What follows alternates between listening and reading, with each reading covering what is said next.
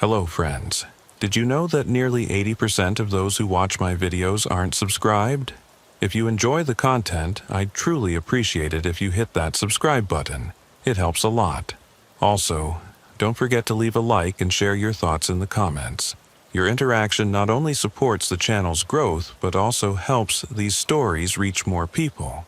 Thank you all for being here. By the way, where are you watching from? Let me know in the comments. Special Agent Bartholomew Crane received the call at 3:47 a.m. on a Thursday morning in March 2024. After 18 years with the Bureau's Criminal Investigative Division, he had learned that calls at this hour rarely brought good news. What he didn't expect was how the voice on the other end would change the trajectory of his career, and possibly his sanity. Agent Crane. This is Deputy Chief Martinez from the Albuquerque Police Department. We have a situation that requires federal involvement. Multiple missing persons cases with unusual circumstances. Crane sat up in his bed, immediately alert. How many missing persons are we talking about? 7 confirmed disappearances over the past 4 months. All young women between the ages of 19 and 26. All vanished without a trace from different locations across the city. That doesn't necessarily make it federal jurisdiction, Crane replied, though he was already reaching for his notepad. What makes this unusual? There was a pause on the other end of the line. Agent Crane, each of these women received identical warning messages before they disappeared. Messages that were delivered by hand to their homes, workplaces, and vehicles. The messages were all written in the same handwriting, using what appears to be red ink that our lab says contains human blood. Crane felt the familiar chill that always preceded his most disturbing cases. What did the messages say? 3 words, Agent Crane. Just 3 words written in blood, I see you. 2 hours later, Crane was on a bureau flight to Albuquerque, reviewing the case files that had been transmitted to his secure tablet. Each missing person report followed a disturbingly similar pattern. The women were all college-educated professionals living alone. They had all received between 5 and 12 of the mysterious I see you messages over a period of weeks before their disappearance. And in every case, the messages had been placed in locations that should have been impossible for an outsider to access. The first victim, Rebecca Martinez, had found messages inside her locked car, inside her office cubicle at a software company with keycard security, and even inside her apartment mailbox that required a key to open. The second victim, Jennifer Kim, had discovered messages in her gym locker, her bedroom nightstand, and taped to the inside of her apartment's front door. The level of surveillance required to place these messages suggests either law enforcement training or military experience, the case file noted. Subject demonstrates intimate knowledge of victims' daily routines and access to secured locations. But what made Crane's skin crawl was the psychological profile that had been compiled by the Albuquerque PD's behavioral analyst. Subject appears to be conducting extended observation periods lasting weeks or months before making contact. The placement of messages is designed to create maximum psychological distress while demonstrating the subject's ability to access any location at any time. This is not random predatory behavior. This is systematic psychological warfare. As the plane descended into Albuquerque, Crane reviewed crime scene photographs that showed the locations where the messages had been found. Each I see you note was written in the same distinctive handwriting, precise angular letters that looked almost military in their uniformity. But it was the placement of the messages that revealed the true scope of the stalker's capabilities. One message had been found inside a victim's car's glove compartment. A car that had been parked in a secure underground garage with a security guard on duty. The guard swore that no unauthorized personnel had entered the garage during his shift. Another message had been discovered inside a locked safety deposit box at a bank. The victim, Amanda Foster, had opened the box to retrieve her grandmother's jewelry and found the note lying on top of the jewelry case. Bank records showed that only Amanda had accessed the box in over a year, and the bank's security system required 2 keys and identification that only Amanda possessed.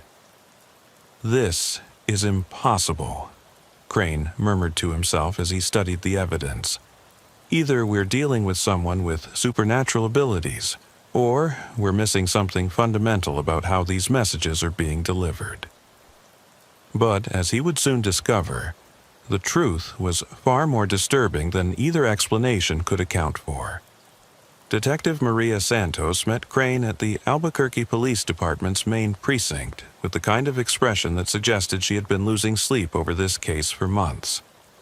She was a compact woman in her early 40s with prematurely gray hair and the intense focus that Crane associated with investigators who had seen too much.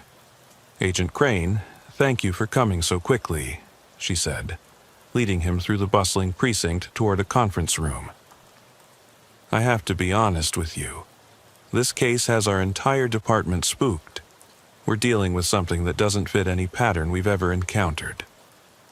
The conference room was covered with bulletin boards displaying photographs, timelines, and maps connected by different colored strings. It looked like the workspace of someone trying to solve an impossible puzzle. "Tell me about the victims," Crane said, settling into a chair facing the evidence boards. "All 7 women were highly intelligent, professionally successful, and lived alone," Santos began. "No connections between them that we can identify. Different schools, different workplaces, different social circles. The only thing they had in common was that they all lived in Albuquerque and they all received the same stalking pattern before disappearing." She handed him a timeline that showed the progression of each case. "The stalking period varies from victim to victim. Some received messages for only 3 weeks before disappearing. Others were tormented for up to 2 months. But the pattern is always the same. The messages start infrequently and then accelerate until the victim disappears." "Any witnesses to the disappearances themselves?" "That's where it gets really strange," Santos replied. "In every case, the women simply vanished from their normal environment without any sign of struggle. No evidence of forced entry, no blood, no indication of a violence. They just weren't there anymore." She showed him photographs of the various apartments and houses where the women had lived. Each location had been processed by forensics teams, but the crime scenes were disturbingly clean. Rebecca Martinez was last seen leaving her office at 6:15 p.m. on a Tuesday evening. Her car was found in her apartment complex's parking lot, unlocked, with her purse and keys still inside. Her apartment door was locked, but she wasn't inside. No signs of struggle anywhere. "Security cameras?" "Here's the strange thing," Santos said, her expression darkening. "In every case, the security guards or building superintendents reported that they saw nothing unusual on the days the women disappeared. But when pressed for details, they all give vague, contradictory accounts of that time period. It's like they remember being on duty, but they can't remember any specific details about what they observed." Crane studied the crime scene photographs more carefully. The apartments and houses looked like their occupants had simply stepped out for a moment and planned to return. Food left half-eaten, TVs still on, books open to pages that would never be finished. What about physical evidence from the messages themselves? "That's where things get really disturbing," Santos said, producing an evidence bag containing one of the ICU notes. "Our forensics team confirmed that the red ink is human blood, type O negative. But here's the weird part. It's not just any blood. It's been chemically treated with preservatives that would keep it from coagulating or decomposing for weeks." Crane examined the note through the evidence bag. The handwriting was indeed precise and angular. almost like technical drafting. But there was something unsettling about the way the blood had been applied. It was too uniform, too deliberate, as if whoever had written the message had taken great care to make each letter perfect. No fingerprints, I assume? None. No DNA other than the blood used for ink, no fibers, no trace evidence of any kind. But Agent Crane, there's something else that's been bothering me about these messages. Santos showed him photographs of several different notes side by side. Look at the handwriting carefully. Each note was supposedly written weeks apart, but the handwriting is absolutely identical. Not just similar, identical. The pressure, the spacing, the formation of each letter, it's like they were all written by the same person at the same time. Maybe they were. The perpetrator could have prepared multiple messages in advance.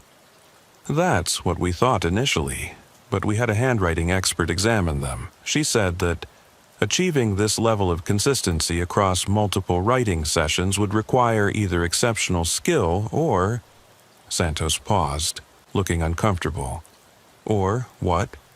Or some kind of mechanical assistance, like the letters were traced or copied using a template. Crane felt a chill run down his spine.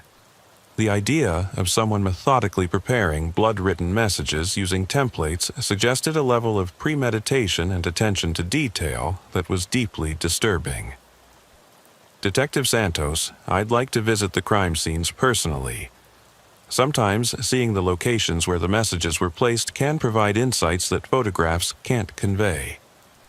Of course. But Agent Crane, I should warn you, some of the places where these messages were found, they're going to challenge everything you think you know about what's physically possible.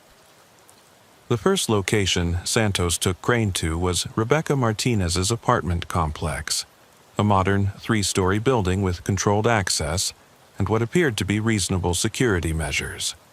The building manager, a nervous man named Frank Delgado, met them in the lobby with a large ring of keys and an expression that suggested he would rather be anywhere else. "Agent, I've been managing this building for 8 years," Delgado said as he led them toward the elevator. "I know every tenant, every maintenance worker, every delivery person who comes through here. I'm telling you, there's no way anyone unauthorized could have gotten into Rebecca's apartment." Rebecca's apartment was on the 2nd floor, and as they walked down the carpeted hallway, Crane noticed that it was the kind of building where any unusual activity would be easily observed by neighbors. The walls were thin enough that conversations could be heard through them, and the hallway had good lighting and clear sight lines. "This is Rebecca's apartment," Delgado said, unlocking the door with a key from his ring. The police processed it thoroughly, but they didn't find any evidence of forced entry. The apartment was small but well-maintained. 1 bedroom, 1 bathroom, a combined living room and kitchen, and a single balcony that faced the parking lot. Crane examined the windows and the balcony door, looking for any indication of how someone might have gained entry. The messages were found in multiple locations throughout the apartment, Santos said, consulting her notes. 1 in the bedroom closet, 1 in the kitchen cabinet above the refrigerator, and 1 in the bathroom medicine cabinet. "Show me the bedroom closet," Crane said. The bedroom was cramped but organized. The closet was a standard sliding door unit filled with clothes, shoes, and storage boxes. Santos showed him a photograph of where the message had been found, placed on top of a shoebox on the highest shelf, in a location that would require someone to move other items to access it. Rebecca was only 5'3", Santos noted. She would have needed a chair or stepladder to reach that shelf. But there was no chair in the bedroom and no indication that anything had been moved to provide access. Crane examined the closet carefully. The shelf was indeed high enough that even he, at 6 feet tall, would have difficulty reaching it comfortably. Could someone have entered through the bedroom window? 2nd floor, and the window faces a busy street with good lighting. Plus, the window was locked from the inside when we found the apartment empty. They moved to the kitchen, where another message had been found in a cabinet above the refrigerator. This location was even more puzzling. The cabinet was narrow and filled with dishes that would have to be moved carefully to avoid making noise. The neighbors on both sides were home the evening Rebecca disappeared, Santos said. They reported hearing normal apartment sounds, TV, footsteps, kitchen noises, until about 6:30 p.m. After that, silence, but no one heard anything that sounded like an intruder. The bathroom medicine cabinet was the most disturbing location of all. It was a small, mirrored cabinet recessed into the wall above the sink. The message had been found tucked behind prescription bottles in a way that would require someone to carefully remove and replace the bottles without disturbing their arrangement. "Agent Crane," Delgado said quietly, "I need to tell you something that I haven't told the police because I was afraid they'd think I was crazy." Crane turned to face the building manager. "What is it, Mr. Delgado?" 3 days before Rebecca disappeared, I was doing routine maintenance on the apartment above hers. I was fixing a leaky pipe in the bathroom, and I could hear someone moving around in Rebecca's apartment below. But I knew Rebecca was at work because I had seen her leave that morning. "Did you investigate?" "I went down and knocked on her door. No answer. I used my master key to check inside, thinking maybe she had come home sick or something. But the apartment was empty. Nobody there." Santos frowned. "You didn't mention this in your original statement." "Because 15 minutes later, I saw Rebecca coming home from work. She had been at her office all day. I confirmed it with her later. But I know what I heard. Someone was in that apartment while she was gone." Crane felt the familiar chill that indicated a case was about to become much more complicated. "Mr. Delgado, in your 8 years managing this building, how many master keys have been issued?" "Just mine. The building owner has one, but he lives in Denver and hasn't been here in over a year." "Any keys ever lost or stolen?" "Never. I keep mine on me at all times." As they prepared to leave Rebecca's apartment, Crane noticed something that the crime scene photographers had documented, but that took on new significance in light of Delgado's story. There was a thin layer of dust on most of the furniture and surfaces, the kind of dust that accumulates when someone has been away for a few days. But there were clean spots on several surfaces, as if someone had been moving objects around and wiping away dust prints. "Detective Santos, how long was Rebecca's apartment vacant before you processed it as a crime scene?" "We entered it the day after she was reported missing, so the apartment had been empty for maybe 18 hours. This level of dust accumulation suggests the apartment had been empty for several days, not 18 hours. Santos examined the dust patterns more carefully. "You're right, but Rebecca's co-workers confirmed that she came to work every day the week she disappeared. Her neighbors saw her coming and going normally." "Then who was living in her apartment?" Crane asked. But even as he spoke, he realized that the question might be more disturbing than the answer. The next crime scene was Jennifer Kim's house, a small, single-story home in a quiet residential neighborhood where houses were close together, and neighbors generally kept an eye on each other's properties. Jennifer had been a freelance graphic designer who worked from home, which made her disappearance even more puzzling because her daily routine was so predictable. Mrs. Eleanor Patterson, the elderly neighbor who lived directly across the street, met them on Jennifer's front porch with the kind of detailed observations that Crane had learned to value in missing persons cases. "Agent, I've lived in this neighborhood for 32 years, Mrs. Patterson said, adjusting her glasses as she consulted a small notebook. "I know, when people come and go, what cars belong here and what doesn't fit the normal pattern. Did you notice anything unusual in the days before Jennifer disappeared?" "That's just it. I noticed things that should have been normal, but weren't. For 3 weeks before Jennifer went missing, I saw her leave for her morning run every day at 7 a.m., just like always.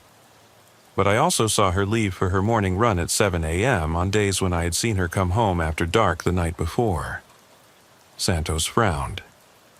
I'm not sure I understand. I saw Jennifer leave for runs on mornings when she should have been exhausted from staying out late the night before. And these weren't quick runs. She'd be gone for over an hour, which was her normal routine. But when someone stays out until midnight or later, they don't usually get up at 7 a.m. for a long run.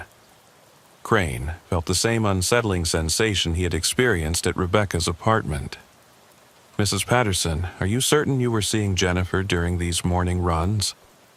Well, of course Mrs. Patterson paused, looking uncertain for the first time. I mean, she was wearing Jennifer's running clothes, using Jennifer's route, running at Jennifer's pace. But now that you mention it, I never got a clear look at her face during those morning runs. Why not? She was wearing a baseball cap pulled down low and sunglasses, which was strange, because Jennifer never wore sunglasses on her morning runs. She always said the early morning light helped her wake up. They entered Jennifer's house through the front door, which showed no signs of forced entry. The interior was meticulously organized, the home of someone who worked from home and needed everything in its place to maintain productivity. The messages were found in 3 locations, Santos said, consulting her case notes. 1 in the home office desk drawer, 1 in the bedroom jewelry box, and 1 in the kitchen pantry behind the cereal boxes. The home office was set up with professional design equipment and carefully organized supplies. The desk drawer where the message had been found was filled with business cards, receipts, and other work-related items that would need to be moved aside to place a note. Jennifer was extremely particular about her workspace, Santos noted. Her sister said she could tell if anything had been moved, even slightly. But when we processed the scene, everything was exactly where Jennifer would have left it. The bedroom jewelry box was even more puzzling. It was a small, locked wooden box that Jennifer kept on her dresser. The key was hidden in a location that only Jennifer knew about, taped to the underside of a drawer in her nightstand. How did you know where to find the key? Crane asked. Jennifer's sister told us where to look. Jennifer had shown her the hiding place in case of emergency. So, only Jennifer and her sister knew where the key was hidden. Apparently. And the sister lives in Phoenix. She hasn't been to Albuquerque in 6 months. Crane examined the jewelry box carefully. It was the kind of antique piece that would be damaged if someone tried to force it open, but it showed no signs of tampering. The lock mechanism worked smoothly and the hinges were properly aligned. The kitchen pantry presented the most disturbing evidence yet. The message had been found tucked behind a row of cereal boxes on a high shelf. But accessing that location would require someone to remove at least 3 boxes, place the note, and then carefully replace the boxes in exactly the same positions. Mrs. Patterson, from your window across the street, can you see into Jennifer's kitchen? Oh, yes, very clearly. Jennifer never closed her kitchen curtains during the day because she liked the natural light while she was cooking. Did you ever observe anyone in Jennifer's kitchen when she wasn't home? Mrs. Patterson hesitated, looking uncomfortable. Agent, I'm going to tell you something that I haven't told the police because I was afraid they'd think I was a nosy old woman who was seeing things. Please. Anything you observed could be important. 3 times in the 2 weeks before Jennifer disappeared, I saw someone moving around in her kitchen in the middle of the afternoon. But Jennifer's car wasn't in the driveway, and I had seen her leave that morning for what she called her client meetings downtown. Did you get a look at who was in the kitchen? That's the strange part. From a distance, it looked like Jennifer. Same height, same build, same way of moving around the kitchen. But it was someone who knew where Jennifer kept everything. They opened the right cabinets, used the right appliances, moved around the space like they lived there. But you don't think it was Jennifer? I know it wasn't Jennifer because 20 minutes after I saw someone in her kitchen, I saw Jennifer's car pull into the driveway and Jennifer get out with her purse and shopping bags. Crane exchanged a look with Santos.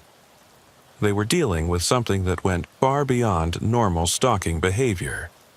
Someone was systematically infiltrating these women's lives, learning their routines, accessing their homes, and apparently impersonating them for extended periods. Mrs. Patterson, did you ever consider calling the police about these observations?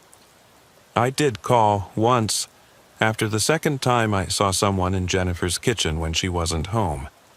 But when the officer arrived, Jennifer was there and everything seemed normal. The officer probably thought I was a confused old woman.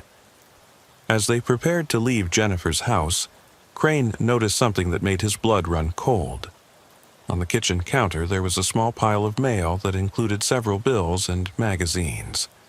The postmark showed that the mail had been delivered over a period of several days after Jennifer's disappearance. Detective Santos, who's been collecting Jennifer's mail? No one. The Postal Service was instructed to hold her mail after she was reported missing. But the pile of mail on the counter suggested that someone had been living in Jennifer's house, accepting deliveries and maintaining the appearance of normal occupancy, even after she had disappeared. Someone's been living here, Crane realized. Someone who knows Jennifer's routines well, enough to fool the neighbors and the Postal Service. But that's impossible, Santos replied. We've had this house under surveillance since Jennifer was reported missing. Have you? Or have you been watching someone who looks enough like Jennifer to pass casual observation? The possibility that they had been unknowingly surveilling Jennifer's impersonator sent a chill through both investigators. If Crane was right, it meant that whoever had taken Jennifer was still using her house, her identity, and her daily routine to maintain the illusion that nothing had happened. Back at the police station, Crane and Santos spread out all the evidence from the 7 missing persons cases across a large conference table. When viewed together, the pattern that emerged was more disturbing than either investigator had initially realized. Look at the timeline, Crane said, arranging the case files in chronological order. The disappearances aren't random. They're spaced exactly 6 weeks apart, and they all occurred on Tuesday evenings between 6 p.m. and 8 p.m. Santos studied the timeline more carefully. You're right. Rebecca Martinez disappeared on Tuesday, January 16th. Jennifer Kim disappeared on Tuesday, February 27th. Amanda Foster disappeared on Tuesday, April 9th. Someone is operating on a schedule, Crane observed. This level of precision suggests military or law enforcement training. They began looking for other patterns in the evidence. All 7 victims were women living alone. All were between the ages of 19 and 26. All were college-educated professionals who worked regular schedules. All had been receiving the blood-written "I see you" messages for weeks before their disappearances. But there was another pattern that was even more disturbing. In each case, neighbors and co-workers had reported seeing the missing women after their disappearances. But these sightings were always from a distance or under circumstances where facial features couldn't be clearly observed. Agent Crane, what if these women aren't missing? Santos asked quietly. What do you mean? What if they're being held somewhere nearby and someone is using them to maintain the illusion that they're still living their normal lives? The possibility that the missing women were being forced to participate in some kind of elaborate deception was horrifying. It would explain how their imposters knew their routines, their preferences, and their habits well enough to fool casual observers. But why? Crane asked. What would be the purpose of such an elaborate charade? Before Santos could answer, her phone rang. She listened for a moment, her expression growing increasingly grim. "That was dispatch," she said after hanging up. "We have another one. 23-year-old Rachel Morrison disappeared from her apartment last night. Tuesday evening, between 6 p.m. and 8 p.m. "Let me guess," Crane said. She had been receiving blood-written messages for the past few weeks. 6 messages over 3 weeks, all placed in locations that should have been impossible to access.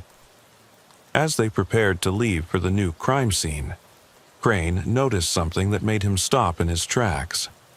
On the evidence board, Santos had pinned up photographs of all 7 missing women. When viewed together, there was an unmistakable similarity between them. All 7 women had the same basic physical characteristics: height, weight, hair color, and facial structure. They weren't identical, but they were similar enough that from a distance, or under poor lighting conditions, they could easily be mistaken for each other. "Detective Santos, look at these photographs. Do you see what I see?" Santos examined the photos more carefully. Oh my God, they all look like they could be sisters. Or like they were selected specifically because of their physical similarity to each other. The implications were staggering. If the perpetrator was choosing victims based on their physical resemblance to each other, it suggested a level of planning and purpose that went far beyond random predatory behavior. "Agent Crane, what if someone is building a collection? What if these women are being held somewhere and forced to play specific roles?" "Like what kind of roles?" "I don't know, but think about it. If you had 7 women who looked similar enough to be mistaken for each other, and you could control their behavior through psychological conditioning or threats, you could use them for almost anything." As they drove toward Rachel Morrison's apartment, Crane found himself considering possibilities that were too disturbing to voice.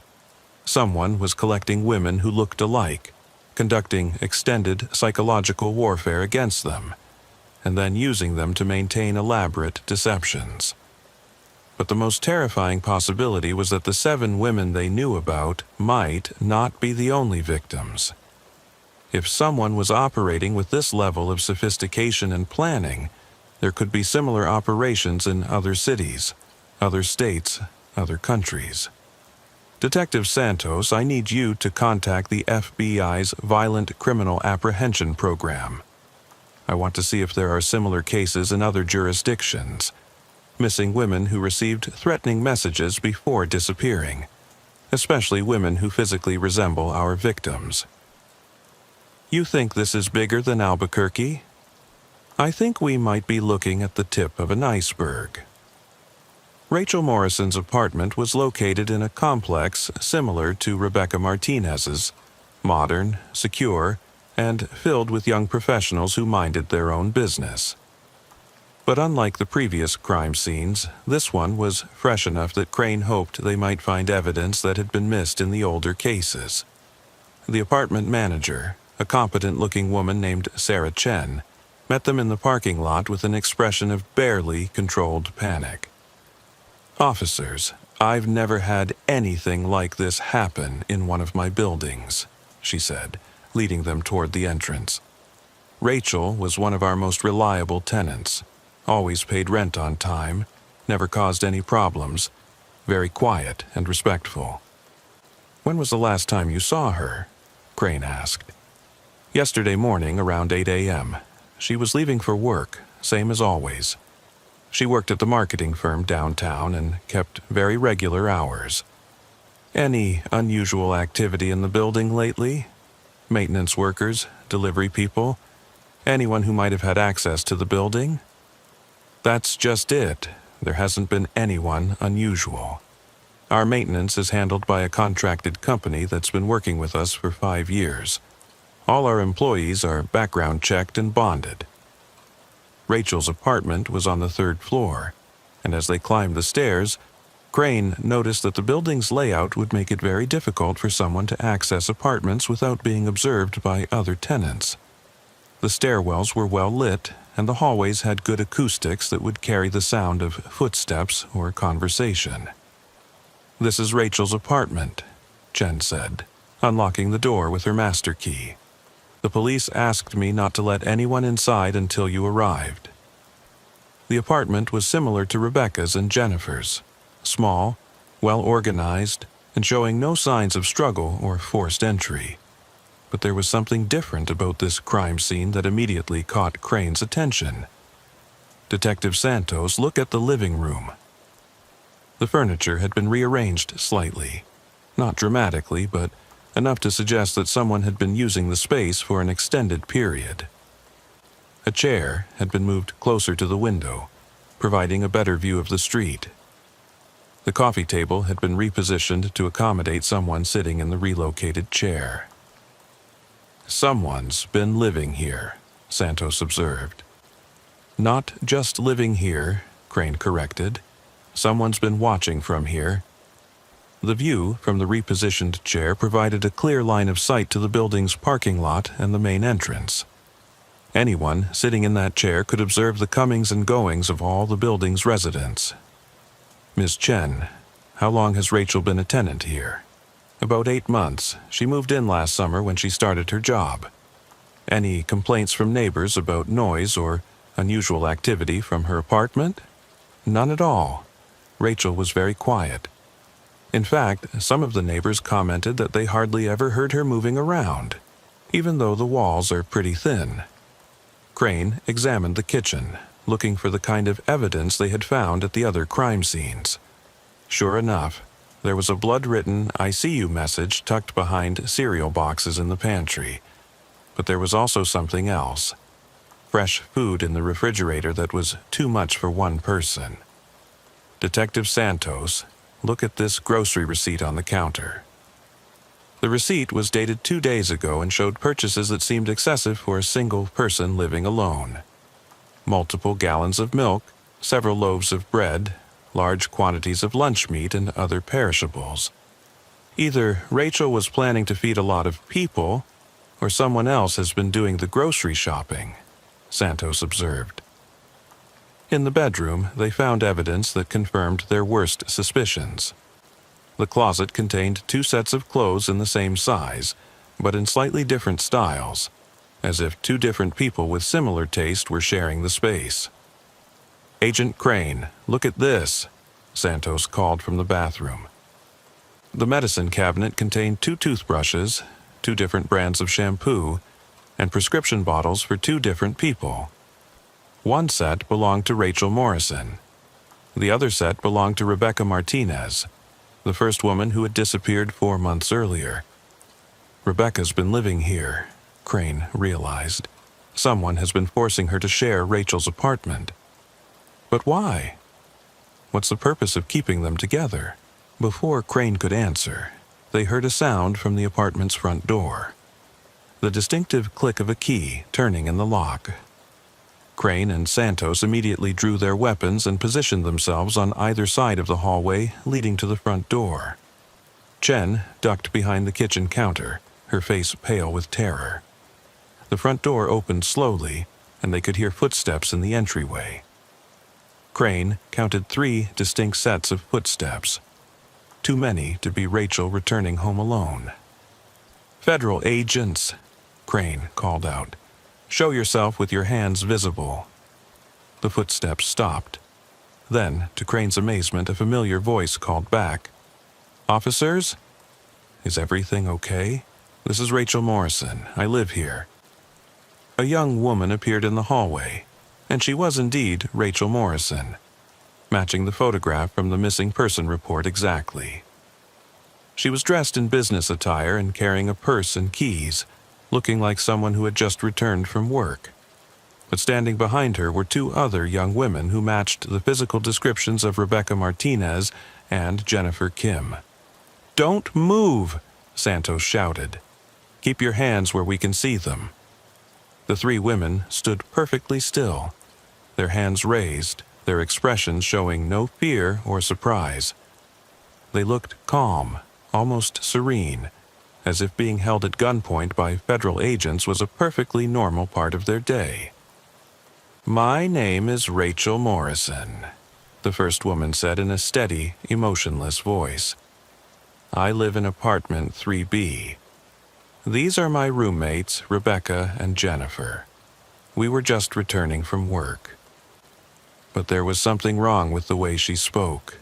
Her voice was flat and mechanical, like someone reciting lines they had memorized, and her eyes had the same vacant expression that Crane had seen in victims of severe psychological trauma. "Ma'am, you've been reported missing," Crane said carefully. "Your family and friends have been looking for you."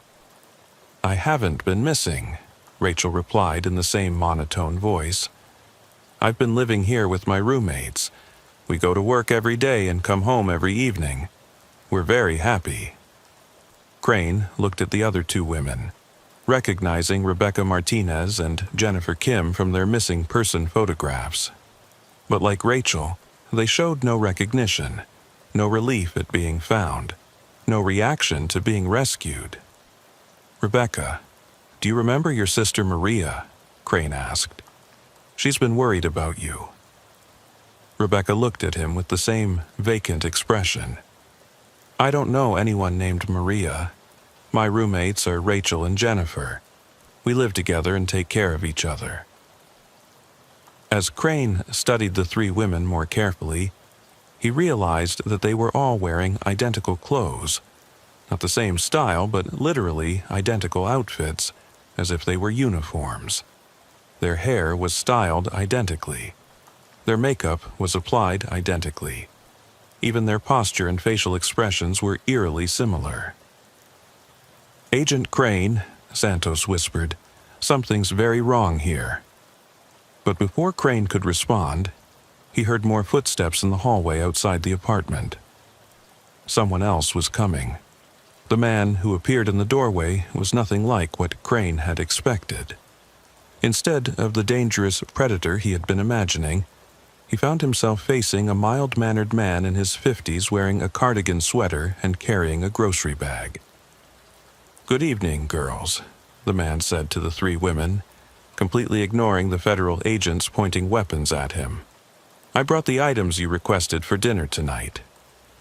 "Thank you, Mr. Henley," all three women said in unison, their voices perfectly synchronized. The man, Mr. Henley, finally acknowledged Crane and Santos, looking at them with the kind of mild confusion that suggested he found their presence surprising, but not particularly threatening. "I'm sorry, officers, I wasn't expecting visitors. Is there some kind of problem?" "Sir, keep your hands visible and step into the room slowly," Crane ordered. Mr. Henley complied with the calm compliance of someone accustomed to following instructions. He was tall and thin, with graying hair and the soft features of someone who had spent his life in academic or professional settings rather than physical labor. "Sir, what is your relationship to these women?" Santos asked. "I'm their caretaker," Mr. Henley replied matter-of-factly. "I help them maintain their daily routines and ensure they have everything they need for comfortable living. These women have been reported missing by their families. They're victims of kidnapping." Mr. Henley looked genuinely puzzled. "I think there's been some misunderstanding, officer. These women live here voluntarily. They choose to share living arrangements because they find it more economical and socially satisfying than living alone." Crane studied Mr. Henley more carefully. There was something unsettling about his calm demeanor and the way he spoke about the women as if they were his responsibility rather than independent adults. "Mr. Henley, I'm going to need to see some identification," Crane said. "Of course." Henley reached slowly into his wallet and produced a driver's license. "My name is Dr. Marcus Henley. I'm a retired professor of psychology from the University of New Mexico." The identification looked legitimate, but Crane noticed that the address listed was the same apartment complex where they currently stood. According to the license, Dr. Henley lived in apartment 1A, directly below Rachel's unit. "Dr. Henley, how long have you been caring for these women?" "About 6 months. They each came to me seeking help with various psychological difficulties: anxiety, depression, social adjustment issues. I've been providing therapeutic support to help them develop healthier living patterns. Without their family's knowledge, patient confidentiality is sacred in therapeutic relationships, Henley replied. These women are adults who have the right to make their own choices about their living situations and their relationships with family members. Santos stepped closer to the three women, studying their expressions. "Ma'am," she said to Rebecca, "do you remember choosing to receive therapy from Dr. Henley?" Rebecca looked at Santos with the same vacant expression. "Dr. Henley helps us be better versions of ourselves. We were confused and unhappy before we came to live here. Now we understand our purpose." "What purpose is that?" "To take care of each other and follow Dr. Henley's guidance. He helps us make good decisions." Crane felt his skin crawl at the robotic way Rebecca spoke. These women weren't living here voluntarily. They had been systematically brainwashed into believing that their captivity was therapeutic treatment. "Dr. Henley, I'm placing you under arrest for kidnapping," Crane announced. "I think you'll find that's not legally possible," Henley replied calmly. "These women are here of their own free will. They'll confirm that they chose to participate in my therapeutic program." As if responding to a cue, all three women nodded in unison. "We chose to be here," Rachel said. "Dr. Henley saved us from our old lives. We're grateful for his help." "We want to stay here," Rebecca added. "This is our home now." "Please don't separate us from Dr. Henley," Jennifer said. "He takes good care of us." Crane realized that they were facing a situation where the victims had been so thoroughly conditioned that they would actively resist being rescued. Henley had somehow convinced them that their captivity was beneficial treatment. "Dr. Henley, you're going to come with us for questioning," Santos said. "Of course. But I should mention that disrupting these women's therapeutic routine could cause serious psychological regression. They've made remarkable progress, but they're still quite fragile." As if to demonstrate his point, the three women immediately began showing signs of distress when Henley was handcuffed. They huddled together, their calm expressions replaced by anxiety and confusion. "Dr. Henley," Rachel called out. "Where are they taking you? We need you here." "It's all right, girls," Henley said soothingly. "Remember your breathing exercises. Support each other. I'll be back soon." Even in handcuffs being arrested for kidnapping, Dr. Marcus Henley maintained complete control over his victims. They looked to him for reassurance and guidance, unable to function independently without his direction. "Agent Crane," Santos whispered, "we're going to need psychiatric evaluation for all three women. They're going to need extensive deprogramming therapy." But as they prepared to leave the apartment, Crane noticed something that made him question everything they thought they understood about the case. On the coffee table, partially hidden under some magazines, was a notebook filled with what appeared to be detailed psychological profiles. The notebook contained extensive information about dozens of young women: their names, addresses, daily routines, psychological vulnerabilities, and what appeared to be assessments of their suitability for therapeutic intervention. "Dr. Henley," Crane said, holding up the notebook, "how many other women are you currently treating?" For the first time, Henley's calm demeanor showed a crack. "That's confidential patient information, Agent. I'm not at liberty to discuss other cases." But the notebook suggested that Rebecca, Jennifer, and Rachel were not Henley's only victims. According to the profiles, he had been studying potential targets across multiple states for years. "Detective Santos, we need to contact every law enforcement agency in the Southwest. If Dr. Henley is running similar operations in other locations, there could be dozens of missing women." As they escorted Henley from the building, Crane caught sight of him looking back at the three women who were watching from the apartment window. Even from a distance, Crane could see that Henley was mouthing words to them, probably instructions for what to do while he was gone.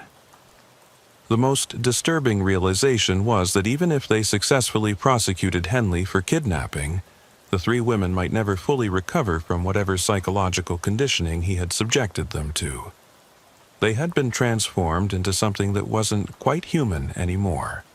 Living dolls who existed only to fulfill their captor's vision of perfect compliance. The FBI field office in Albuquerque had set up a secure interrogation room where Dr. Marcus Henley sat across from Crane and Santos with the calm composure of someone attending a faculty meeting rather than facing federal kidnapping charges. He had declined the offer of an attorney, claiming that he had nothing to hide and looked forward to explaining his therapeutic methods to law enforcement. Dr. Henley, Crane began, let's start with the basics. How did you first encounter Rebecca Martinez? Rebecca came to me through a referral, Henley replied. She was struggling with anxiety and depression related to her living situation. Young women today face tremendous pressure to maintain independence while lacking the emotional maturity to handle complex social relationships. Who referred her to you? I maintain a practice that operates largely through word-of-mouth referrals. Many of my patients prefer discretion in their therapeutic relationships. Santos consulted her notes. Dr. Henley, according to our investigation, Rebecca never sought psychological treatment. Her family and friends describe her as mentally healthy and emotionally stable. Families often don't recognize the signs of psychological distress, Henley said with the patronizing tone of someone explaining something obvious to a child. Young women are particularly skilled at hiding their emotional difficulties from people who might judge or criticize them. What about the blood-written messages? Crane asked. How do those fit into your therapeutic approach?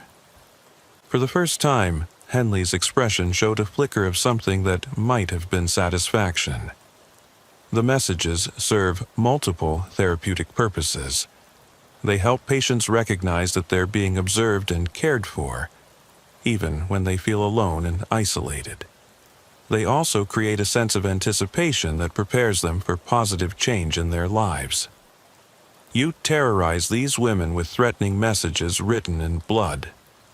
I helped them understand that someone was paying attention to their well-being. The blood serves as a powerful symbol of life and transformation. Many therapeutic traditions use symbolic elements to facilitate psychological change. Crane leaned forward, studying Henley's face for any sign of deception or mental illness. But the man appeared to genuinely believe that his actions were justified and beneficial. Dr. Henley, how did you gain access to secured locations like Rebecca's locked apartment and Jennifer's home? Patient confidentiality prevents me from discussing specific therapeutic techniques in detail.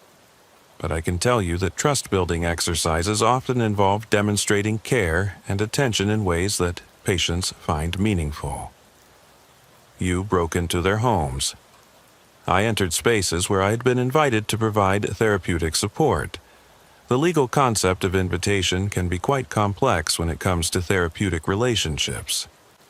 Santos showed him photographs of the crime scenes. Dr. Henley, these women were terrorized. They experienced extreme anxiety, sleep deprivation, and paranoia as a result of your actions. Therapeutic transformation often involves temporary discomfort, Henley replied. Consider surgical procedures. They cause short-term pain in order to achieve long-term healing. Psychological surgery operates on similar principles. Psychological surgery? The systematic removal of harmful thought patterns, destructive behaviors, and limiting beliefs that prevent individuals from reaching their full potential. It's a more advanced form of cognitive behavioral therapy. Crane felt a chill run down his spine. Henley was describing the systematic destruction of personality and identity as if it were a legitimate medical procedure. Dr. Henley, what happened to the other missing women? Amanda Foster, Sarah Thompson, Lisa Rodriguez, and Maria Valdez? Those patients have progressed to more advanced stages of treatment. They're participating in residential therapeutic programs at specialized facilities. What facilities? I'm not at liberty to discuss the specific locations of treatment centers. Patient privacy is paramount in therapeutic relationships. Santos leaned back in her chair, studying Henley with the expression of someone trying to solve a complex puzzle. Dr. Henley, in your professional opinion, what was wrong with these women that required such intensive therapeutic intervention? Modern society creates tremendous psychological stress for young women, Henley replied, warming to what was apparently a favorite topic. They're encouraged to pursue independence and career success while being denied the social support structures that would help them thrive. The result is epidemic levels of anxiety, depression, and relationship dysfunction. So, you decided to fix them? I developed therapeutic interventions designed to help them find peace, purpose, and genuine happiness. The women in my care are no longer burdened by the unrealistic expectations and toxic social pressures that were making them miserable. By erasing their personalities and turning them into compliant robots. By helping them discover their authentic selves, the selves that existed before society corrupted them with harmful beliefs and expectations. Crane realized that they were dealing with someone who had constructed an elaborate philosophical justification for systematic psychological abuse. In Henley's mind, he was a healer rather than a predator. Dr. Henley, how many women are currently in your care? That information is confidential. How many facilities are you operating? I'm not at liberty to discuss operational details. How long have you been conducting these therapeutic programs? For the first time, Henley hesitated before answering. I've been refining my therapeutic approaches for many years. The current residential programs represent the culmination of decades of research and clinical experience. Decades? Effective therapeutic intervention requires extensive research and development. I've been studying optimal approaches to personality reconstruction since the 1980s. The implication that Henley had been kidnapping and brainwashing women for over 40 years was staggering. If he was telling the truth, there could be hundreds of victims across multiple decades. Dr. Henley, where did you develop these therapeutic techniques?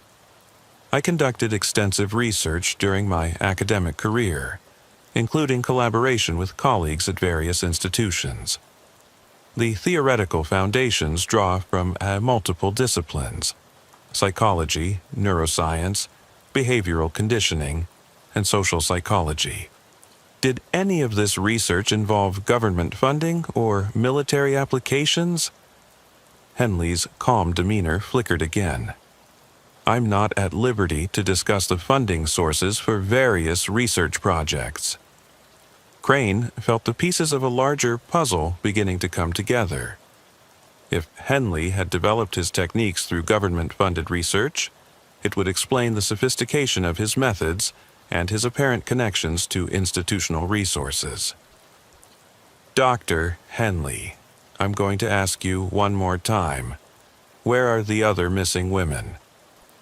They're safe and happy in residential treatment facilities where they're receiving the care they need to maintain their psychological progress. And if we don't find them? For the first time, Henley smiled. A cold, satisfied expression that revealed the predator beneath the therapeutic facade. Agent Crane, those women have been transformed into their authentic selves. Even if you could locate them, they would choose to remain in treatment rather than return to the psychological dysfunction of their previous lives. The search for Dr. Henley's other facilities began with a comprehensive review of his financial records, property holdings, and professional associations. What they discovered painted a picture of a man who had been systematically building an infrastructure for large-scale psychological experimentation over the course of several decades. Agent Prudence Blackthorne had arrived from Quantico to coordinate the multi-state investigation that was expanding rapidly as more potential victims were identified. She set up a command center at the Albuquerque field office and began coordinating with law enforcement agencies across the Southwest. Agent Crane, we've identified property holdings in 4 states, Blackthorne reported. Dr. Henley owns or has long-term leases on facilities in New Mexico, Arizona, Colorado, and Utah. All of them are registered as residential treatment centers or therapeutic communities. How many facilities total? 12 confirmed locations, but based on the financial records, there may be additional properties held under corporate entities that we haven't identified yet. The scale of Henley's operation was staggering. Each facility appeared to be designed to house between 6 and 12 women, suggesting that he could be holding dozens of victims simultaneously. What about the women who are currently with Henley in Albuquerque? Crane asked. They've been transferred to the psychiatric ward at Presbyterian Hospital for evaluation and treatment, but Agent Crane, the preliminary assessments are disturbing. Blackthorne showed him reports from the psychiatrists who had examined Rebecca, Jennifer, and Rachel. All 3 women show signs of systematic psychological conditioning that may have caused permanent personality changes. They're resistant to treatment and continue to express loyalty to Dr. Henley. Are they capable of providing information about the other facilities? That's the problem. Their conditioning includes what appears to be programmed amnesia about anything that might compromise Henley's operation.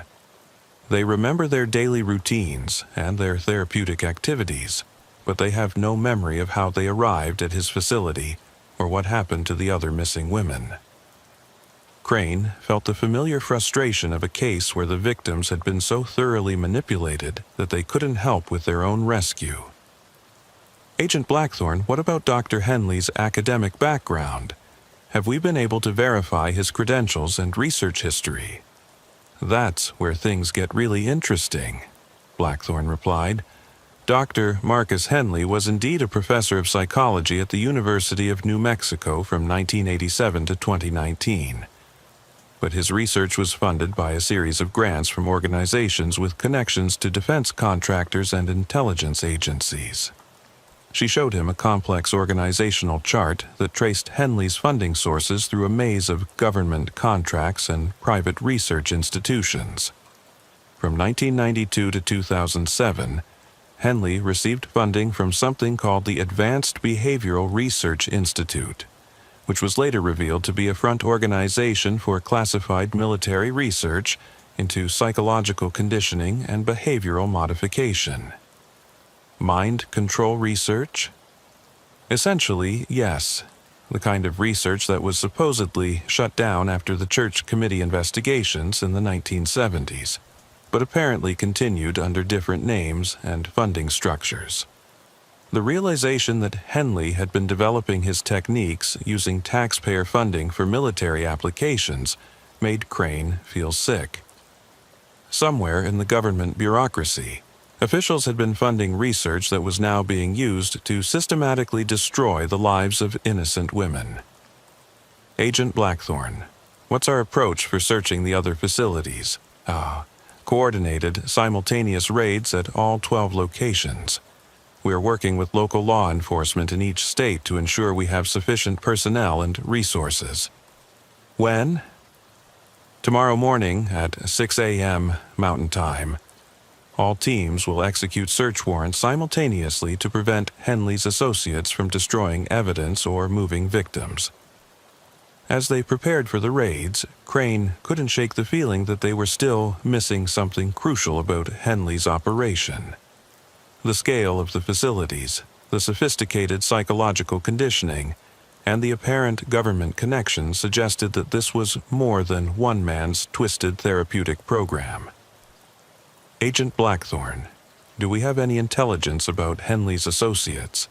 Someone with his level of operation couldn't be working alone. That's what worries me most about this case, Blackthorne replied. We haven't identified any clear associates or accomplices. Either Dr. Henley is an organizational genius who can manage a 12-facility operation by himself, or there are other people involved who are very good at staying invisible. What about the financial records? Large-scale operations require significant funding. The facilities are self-supporting through a combination of government contracts, private donations, and what appears to be income from placing graduates of the program in employment situations. Employment situations. We're still investigating, but it appears that women who complete Henley's conditioning program are placed in positions where their compliance and psychological conditioning would be valuable. Domestic workers for wealthy families, assistants to business executives, companions for elderly clients. The possibility that Henley had been essentially manufacturing psychologically conditioned servants for wealthy clients added another layer of horror to an already disturbing case. Agent Crane, Blackthorne continued, there's something else you need to know about tomorrow's raids. We're expecting resistance. What kind of resistance? According to the financial records, several of the facilities employ security personnel with military backgrounds. We're treating these as potentially hostile environments rather than simple rescue operations. As Crane prepared for what could be the most dangerous raid of his career, he found himself wondering how many other Dr. Henleys were operating similar programs in other parts of the country. If government-funded research had produced techniques this effective for psychological conditioning, it was possible that multiple organizations were using similar methods for different purposes. The most disturbing thought was that some of these programs might still be receiving government funding, operating under the cover of legitimate research or therapeutic treatment. At exactly 6 a.m. Mountain Time, FBI tactical teams simultaneously executed search warrants at all 12 of Dr. Henley's facilities across 4 states. Agent Crane led the team that raided the largest facility, a compound in the mountains outside Santa Fe that was registered as the Serenity Wellness Institute. The facility looked like an upscale retreat center from the outside, modern buildings nestled among pine trees, with carefully landscaped grounds and a welcoming entrance sign. But as the tactical team approached, they encountered the first sign that this was something more sinister than a therapeutic community. Armed security at the main gate, reported the team leader through Crane's earpiece. 2 subjects with military-style weapons. Rules of engagement? Treat as hostile until proven otherwise. We're expecting organized resistance. The breach of the main gate went smoothly. The security guards surrendered without firing a shot when faced with overwhelming tactical superiority. But as the teams moved through the facility, they discovered a complex that was far more sophisticated than anything they had expected. Agent Crane, you need to see this, called Agent Rodriguez from the main building. The interior of the facility looked like a cross between a luxury hotel and a medical research center. The common areas were decorated with expensive furniture and artwork, creating an atmosphere of comfortable prosperity. But behind the elegant facade were rooms that revealed the true purpose of the facility. Observation chambers, Rodriguez explained, showing Crane a room with one-way glass windows that looked into what appeared to be living quarters. Someone's been watching these women 24 hours a day. The living quarters were designed like luxury apartments, but with subtle modifications that revealed their true nature as prison cells. The windows couldn't be opened from the inside. The doors locked automatically. Hidden cameras were positioned to monitor every activity. How many residents? Crane asked. We've found 8 women so far, all showing the same psychological conditioning we saw in Albuquerque. They're calm, compliant, and insist that they're here voluntarily for therapeutic treatment. As Crane moved through the facility, he discovered rooms that made his blood run cold. A medical treatment center equipped with electroshock therapy equipment. A sensory deprivation chamber where subjects could be isolated for extended periods. A computer lab filled with what appeared to be psychological testing and monitoring equipment. "Agent Crane," came a voice through his earpiece. "We've got a problem in Building C." Building C turned out to be a dormitory-style facility, housing 12 women who were in various stages of psychological conditioning. But unlike the compliant victims they had found elsewhere, these women were showing signs of resistance to their conditioning. "Please help us," one of them called out when she saw the FBI tactical team. "They've been doing things to our minds. We can't remember who we are or where we came from." Dr. Sarah Williams, a psychiatrist who had been brought in to evaluate the victims, immediately began conducting preliminary assessments. "Agent Crane, these women are showing signs of severe psychological trauma," Dr. Williams reported. "They've been subjected to systematic brainwashing using techniques that appear to combine pharmaceutical conditioning, sensory deprivation, and what I can only describe as psychological torture. Are they going to recover? It's too early to tell. Some of them may have suffered permanent personality damage. The techniques used here are far more sophisticated than anything I've encountered in my 20 years of treating trauma victims." As the search of the facility continued, they discovered evidence that Dr. Henley's operation was even more extensive than they had realized. Computer files contained detailed psychological profiles for over 200 women across multiple states, suggesting that he had been conducting surveillance and target identification on a massive scale. "Agent Crane," called Agent Martinez from the administrative building, "you need to see what we found in Henley's office." The office was a monument to organized obsession. File cabinets contained detailed records for each victim, including psychological assessments, conditioning protocols, and what appeared to be placement records for graduates of the program. But it was the correspondence files that revealed the true scope of the horror. Dr. Henley had been selling psychologically conditioned women to clients across the country, marketing them as therapeutic companions, domestic assistants, and personal care providers. He's been running a human trafficking operation disguised as a treatment program, Martinez observed. "Not just trafficking," Crane corrected as he read through the files. "He's been manufacturing customized slaves with specific psychological profiles designed to meet client specifications." The client list was equally disturbing. Wealthy individuals, corporations, and even government agencies that had apparently been purchasing psychologically conditioned women for various purposes. "Agent Crane," came another voice through his earpiece, "we've got reports from the other facilities. Total victim count is 43 women, ages ranging from 19 to 31, all showing signs of systematic psychological conditioning." As the magnitude of Dr. Henley's operation became clear, Crane realized that they had uncovered one of the most sophisticated human trafficking and psychological abuse cases in FBI history. But they were also facing a practical problem that law enforcement wasn't equipped to handle. "Dr. Williams, what kind of treatment are these women going to need?"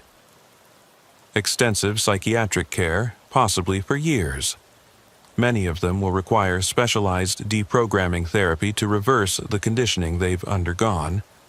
Some may never fully recover their original personalities. And the ones who have been completely conditioned?" Dr. Williams looked grim. "Agent Crane, I'm not sure those women can be saved. The level of psychological conditioning we're seeing here may have permanently altered their brain function. They may be psychologically incapable of independent thought or decision-making." As Crane stood in Dr. Henley's office, surrounded by evidence of systematic psychological destruction on an industrial scale, he found himself facing a disturbing question. How many other operations like this were currently operating throughout the country? The interrogation of the staff members arrested during the raids revealed that Dr. Henley's operation was part of a much larger network of similar facilities operating across the United States and internationally. Under pressure from federal prosecutors, several staff members agreed to provide information in exchange for reduced sentences. Dr. Henley wasn't the founder of this network, revealed Dr. Janet Morrison, a psychologist who had worked at the Santa Fe facility for 3 years. He was more like a regional manager. The real organization is much bigger and much more sophisticated. Agent Blackthorne conducted the debriefing in a secure conference room at the FBI field office, with Crane observing from behind one-way glass. Dr. Morrison appeared to be genuinely terrified of the organization she had been working for. "Tell us about the structure of this network," Blackthorne said. "It's called the Institute for Advanced Behavioral Research," Morrison replied. "They operate facilities in every major metropolitan area in the United States, plus international locations in Europe and Asia. The total operation involves thousands of women." "What's the purpose of this network?" "On the surface, it's marketed as advanced therapeutic treatment for various psychological conditions. But the real purpose is to create a supply of psychologically conditioned individuals for various specialized applications, such as domestic service for ultra-wealthy families, personal assistance for high-level executives who need absolute discretion and loyalty, companions for elderly clients who want someone completely devoted to their care, and other purposes that I wasn't directly involved with." Crane felt his stomach turn as the full scope of the operation became clear. They weren't just dealing with a single predator. They were facing an international human trafficking organization that had industrialized the process of psychological conditioning. "Dr. Morrison, how are victims selected and recruited?" "The Institute maintains psychological profiles for millions of women through data mining of social media, employment records, medical records, and other sources. They identify women who fit specific psychological and physical criteria, then conduct extended surveillance to determine their suitability for conditioning. The blood-written messages? That's just one of many psychological preparation techniques. Different facilities use different approaches, but they all serve the same purpose: breaking down the victim's psychological defenses before capture." "How long has this organization been operating?" "The current network has been in operation since the early 1990s, but it grew out of research programs that date back to the 1960s. Much of the original research was funded by government agencies, but the network became privatized in the 1980s. Agent Blackthorne showed Morrison photographs of the financial records they had seized from Henley's facilities. "Who funds this operation now?"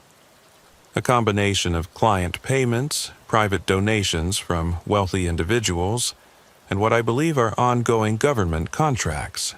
Some of the conditioning programs are specifically designed to create assets for intelligence and security applications." The possibility that government agencies were still involved in funding psychological conditioning programs was deeply disturbing. If Morrison was telling the truth, it meant that taxpayer money was being used to support systematic human trafficking and psychological torture. "Dr. Morrison, where are the other facilities located?" "I only know about a few of them directly, but based on what I observed during training sessions and administrative meetings, there are major facilities in Los Angeles, Chicago, New York, Miami, and Houston, plus smaller operations in dozens of other cities." Training sessions. All staff members receive extensive training in psychological conditioning techniques. The Institute has developed sophisticated protocols for personality modification that are far more advanced than anything in mainstream psychology. Crane studied Morrison's demeanor carefully. She appeared to be telling the truth, but her level of detailed knowledge suggested that she had been much more involved in the operation than she was admitting. Dr. Morrison, what was your specific role in the conditioning process?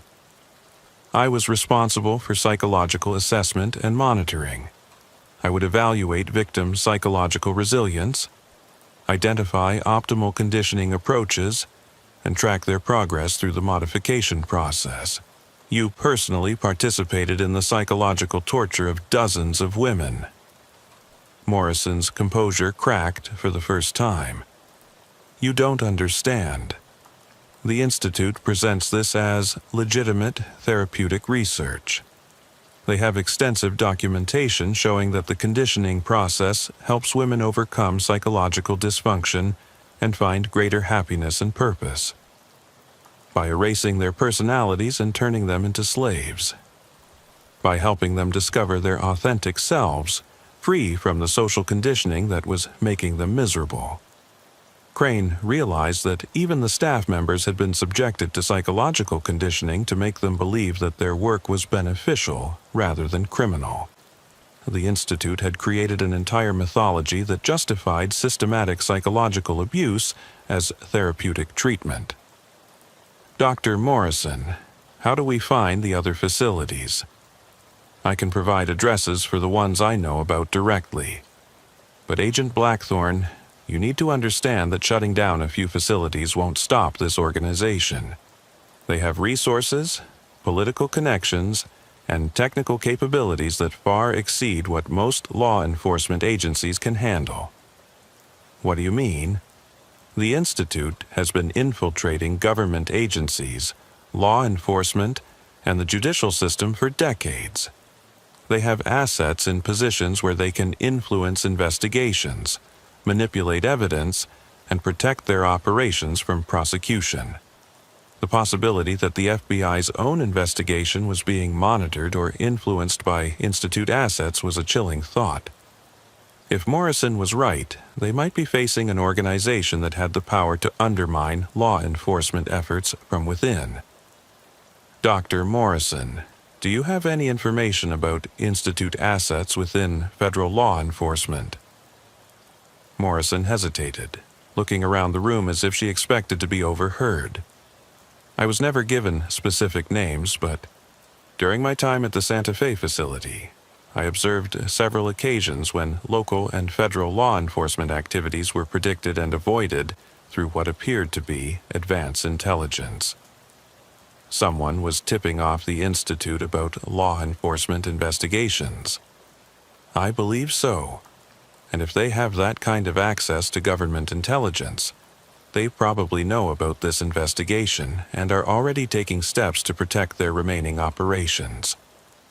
As the debriefing concluded, Crane found himself facing the most disturbing case of his career.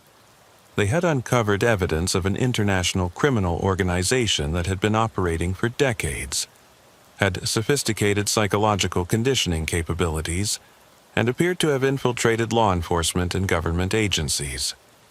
But the most terrifying realization was that rescuing Dr. Henley's victims might have only alerted the Institute to the FBI's investigation, causing them to accelerate their operations or eliminate evidence that could expose the full scope of their network. 3 weeks after the raids on Dr. Henley's facilities, Agent Crane found himself sitting in a secure conference room at FBI headquarters in Washington, D.C., facing a panel of senior officials who looked as disturbed by the evidence as he felt. The investigation had expanded into a multi-agency task force involving the FBI, CIA, and Department of Homeland Security. Agent Crane, said Deputy Director Sarah Martinez, your investigation has uncovered what appears to be the largest human trafficking and psychological conditioning operation in U.S. history. But we're facing some unusual complications. What kind of complications? Political complications. Some of the individuals and organizations implicated in the Institute's operations have connections to current and former government officials. We're being pressured to limit the scope of the investigation. Assistant Director James Wilson consulted a thick file before continuing.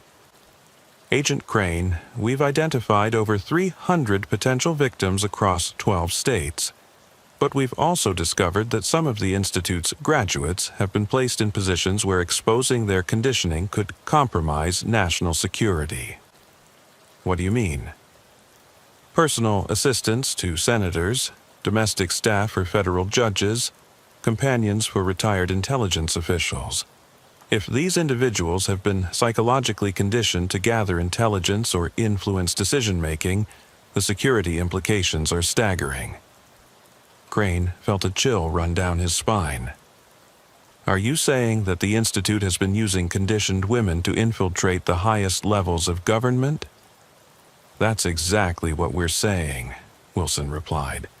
And the problem is that we can't determine which individuals are voluntary employees and which are conditioned assets without conducting psychological evaluations that would expose the investigation.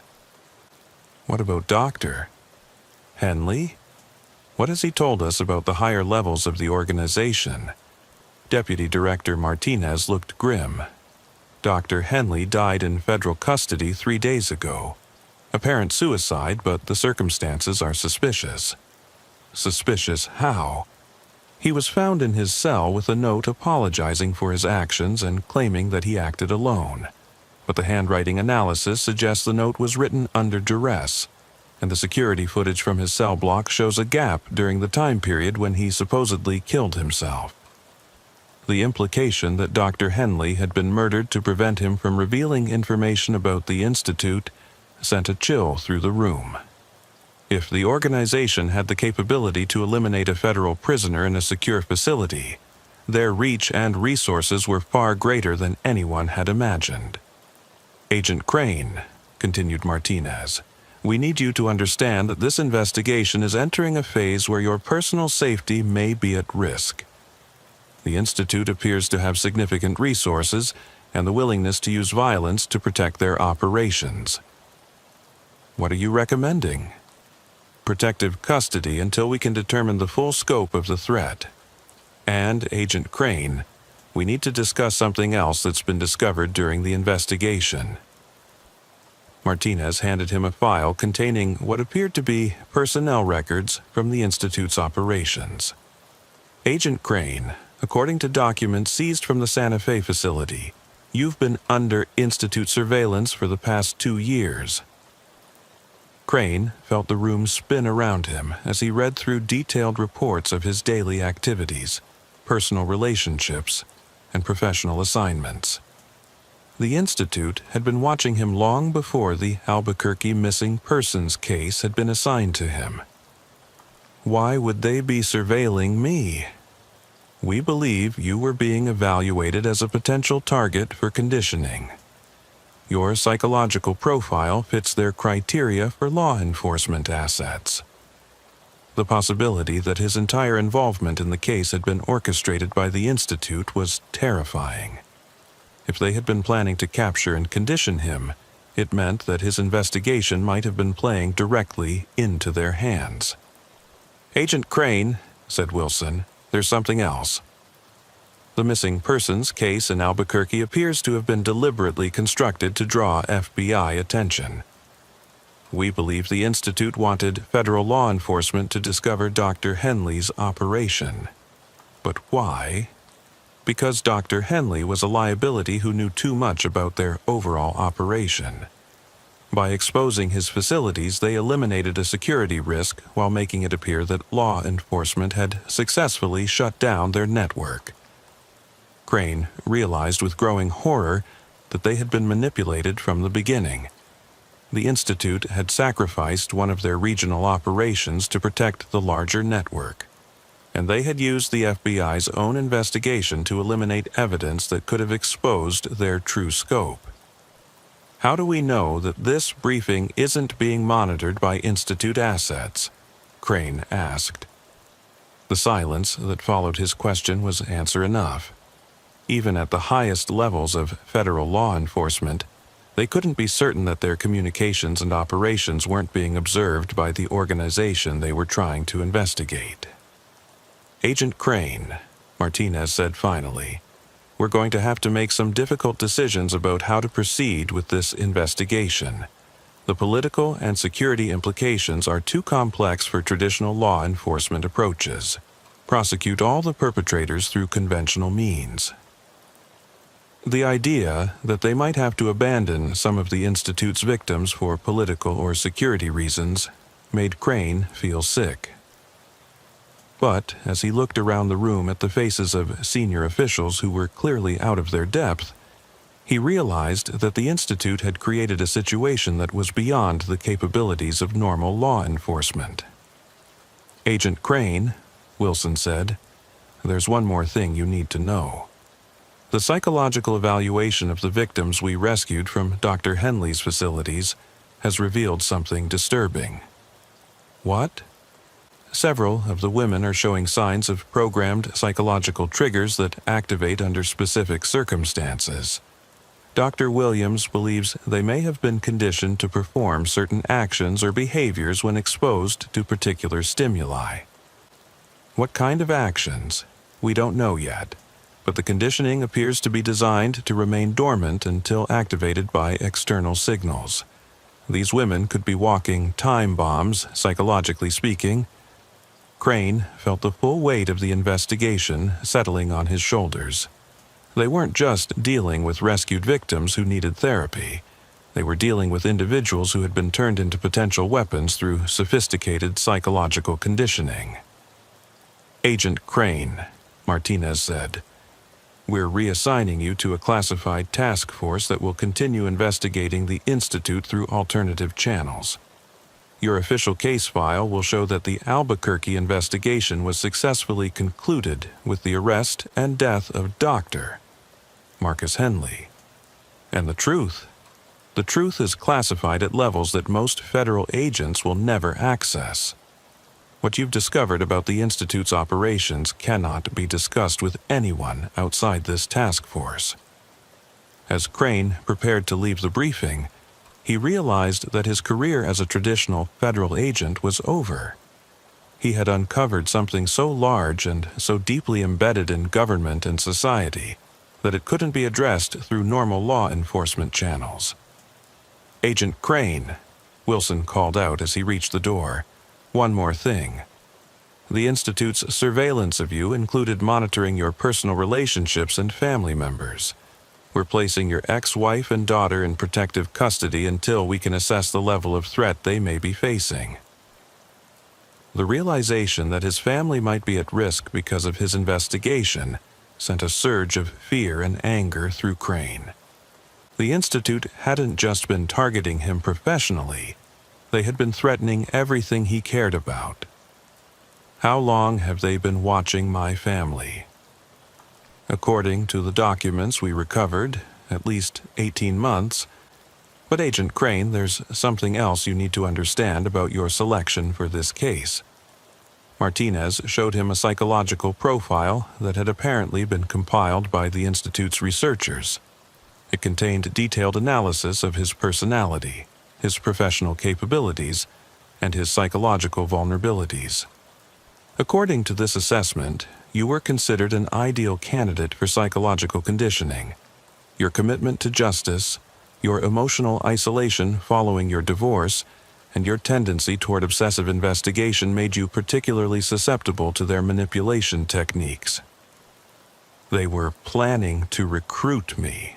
They were planning to condition you, to turn you into one of their assets within federal law enforcement. The idea that the entire case had been an elaborate recruitment scheme was almost too disturbing to comprehend. The Institute had been playing a game where the FBI's investigation was just another move in their larger strategy. "Agent Crane," Martinez continued, "we believe that your resistance to their psychological manipulation during the investigation may have saved your life, but it also made you a significant threat to their operations. What happens now?" Now you disappear into the classified world of counterintelligence operations. Officially, Agent Bartholomew Crane will take early retirement due to psychological stress related to the Albuquerque case. Unofficially, you'll be working to identify and dismantle Institute operations using methods that conventional law enforcement can't employ. As Crane left FBI headquarters, he found himself walking through Washington, D.C., with the strange sensation that he was being watched by invisible eyes. The Institute's surveillance capabilities were so sophisticated that they might be monitoring his movements even within the most secure government facilities. But the most disturbing realization was that he might never know if his own thoughts and perceptions were entirely his own. The Institute's psychological conditioning techniques were sophisticated enough that they could potentially influence someone without them realizing it. Special Agent Thaddeus Grimm had been with the Bureau for 16 years when the Seattle field office handed him what would become the most disturbing case of his career.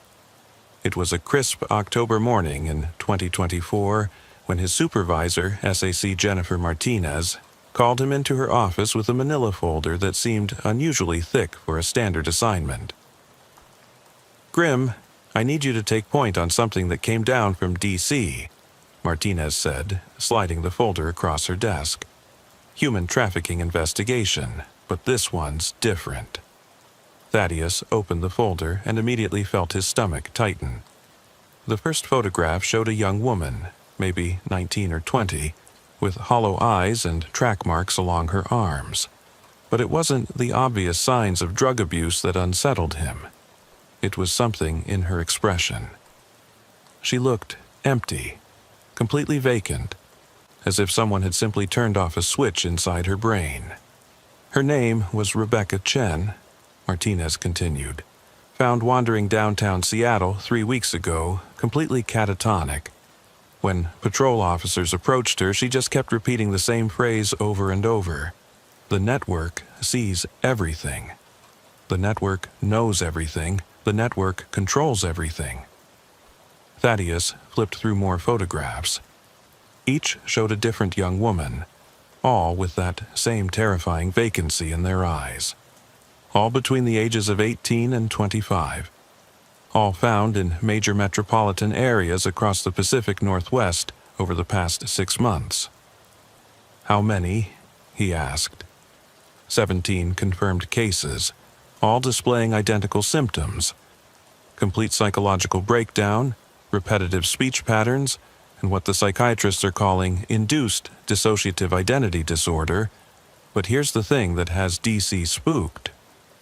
Martinez paused, seeming to choose her words carefully. Every single one of these women was reported missing from different states, different backgrounds, different circumstances, but they all share one commonality.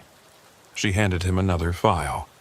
This one contained online profiles, social media screenshots, and what appeared to be application forms. They all applied for the same modeling agency, Martinez said. Ethereal Modeling Solutions, high-end escort service masquerading as legitimate talent representation, based out of a seemingly legitimate office building in downtown Portland. Thaddeus studied the documents. The modeling agency's website looked professional enough. Sleek design, testimonials from satisfied clients, a roster of beautiful women advertising everything from fashion shows to private events. But something about the language felt off. Phrases like complete transformation experience and surrender to your highest potential seemed more suited to a cult recruitment page than a modeling agency. "What makes this federal jurisdiction?" Thaddeus asked, though he suspected he already knew the answer. "Interstate trafficking for starters, but that's not why they called us in." Martinez's expression darkened. 3 days ago, a tech analyst at Quantico flagged some unusual activity on the dark web. Someone's been selling something called neural reconfiguration services, basically advertising the ability to completely reprogram a human personality. The asking price? $2 million per subject. The implications hit Thaddeus like a physical blow. You're telling me someone is experimenting on these women?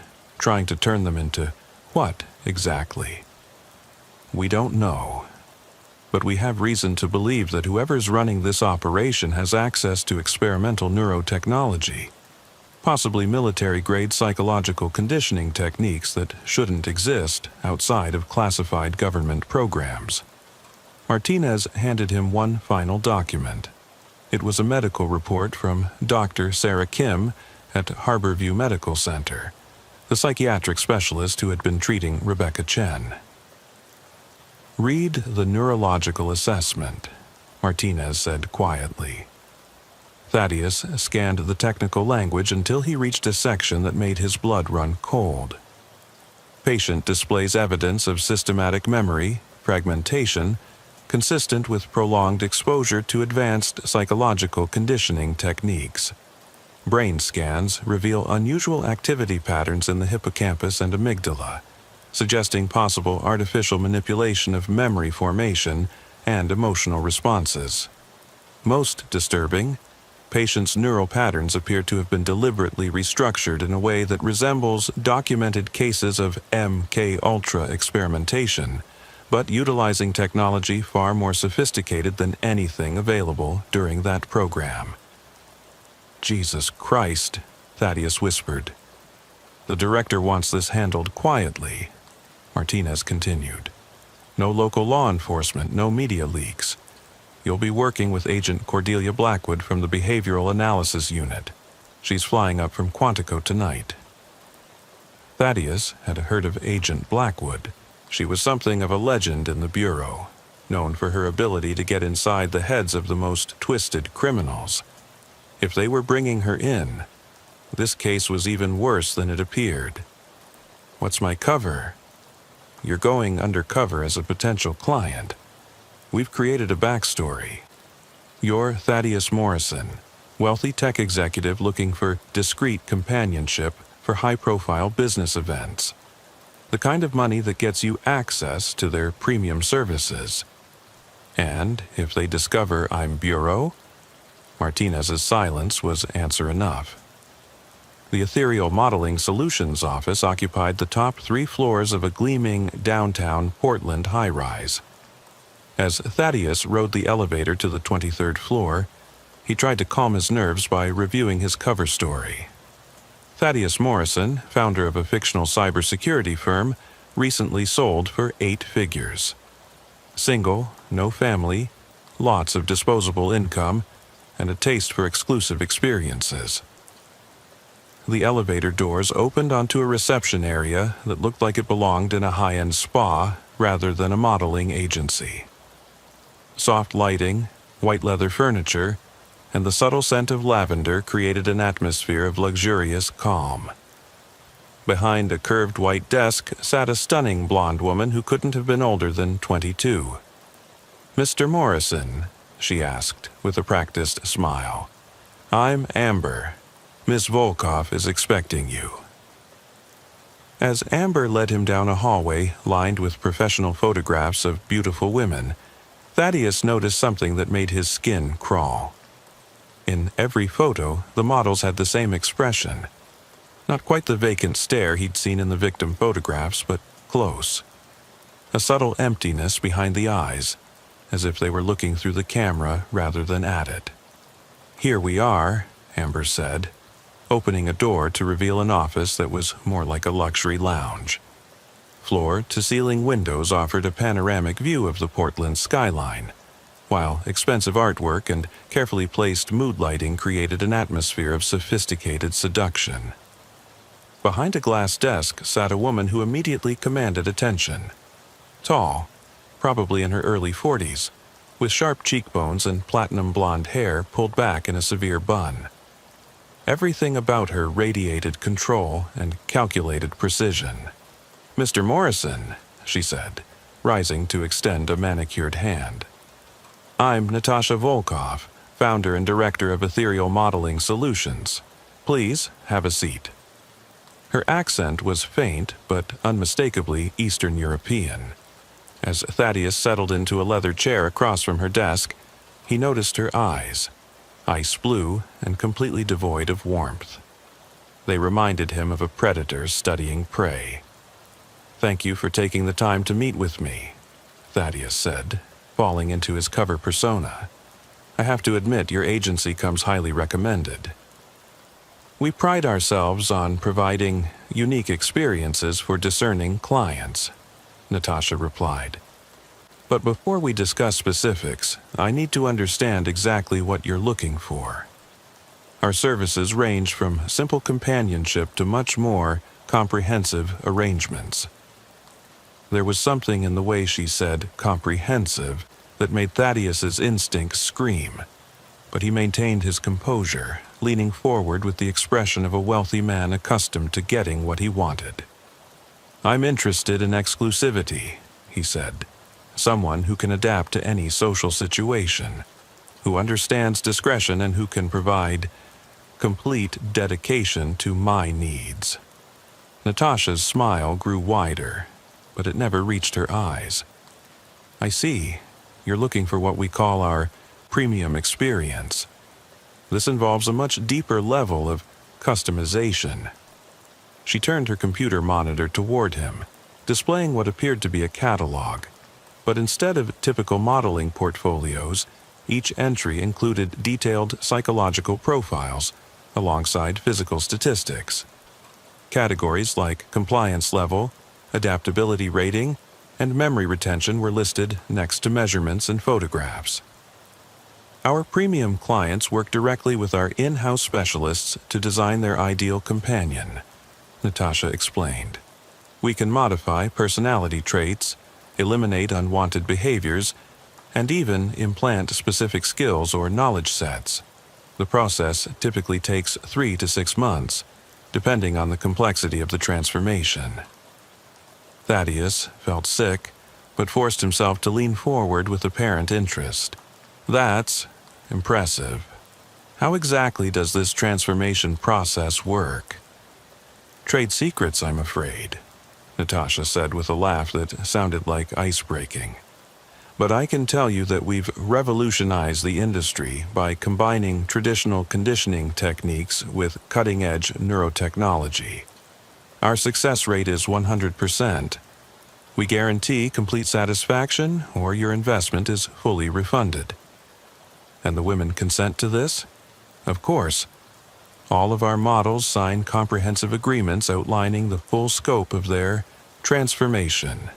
They understand that they're embarking on a journey to become their highest possible selves, free from the limitations of their previous personalities and life experiences."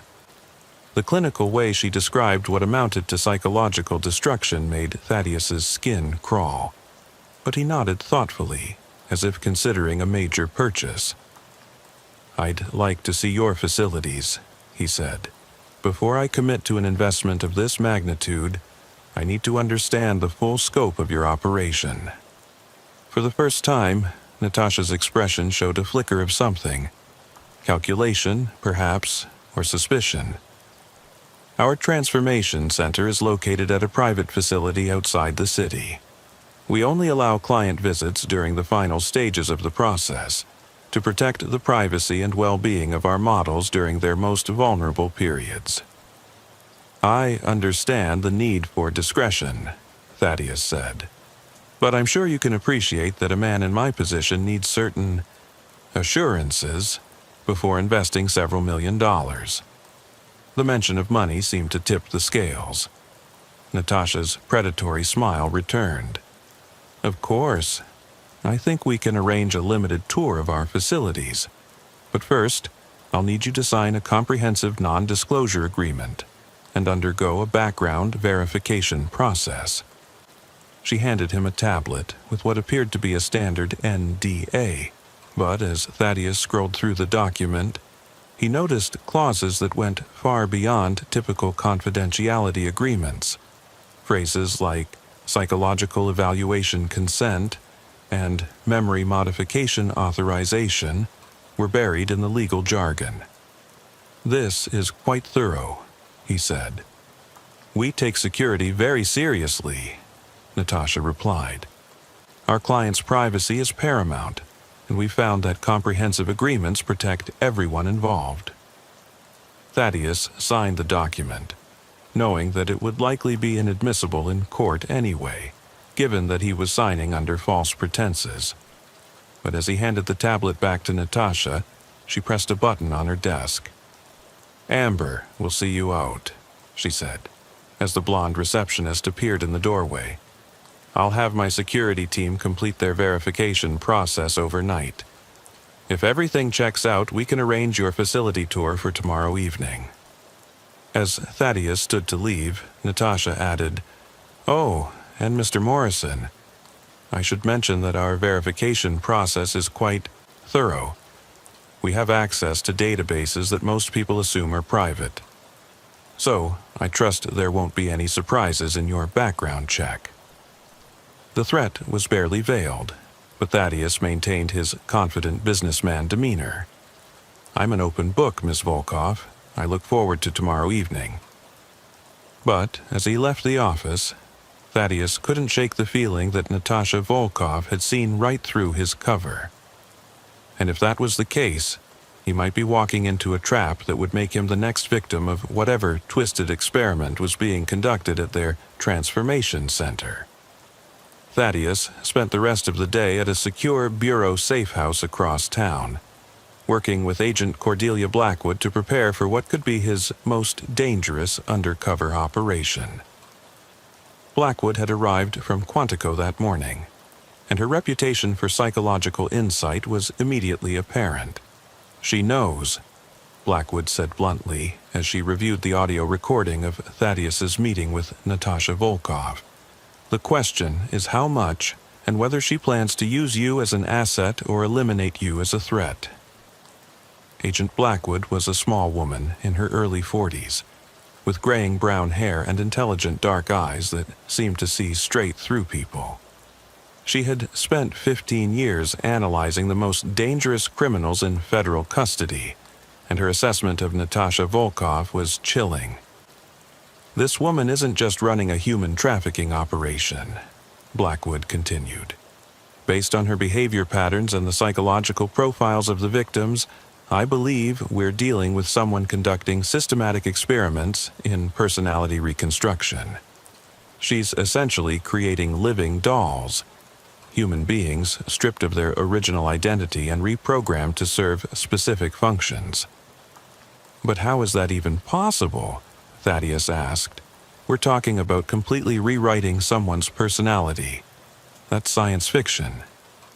"Not anymore," Blackwood replied grimly.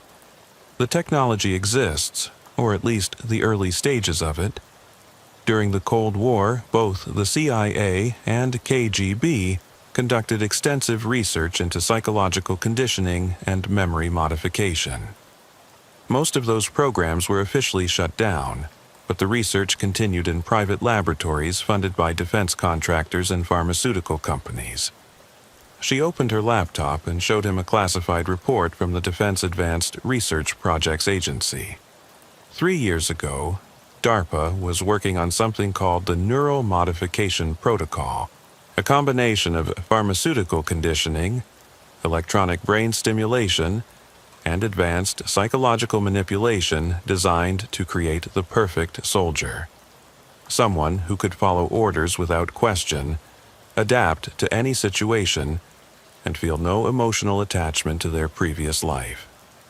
What happened to the program? Officially, it was shut down due to ethical concerns.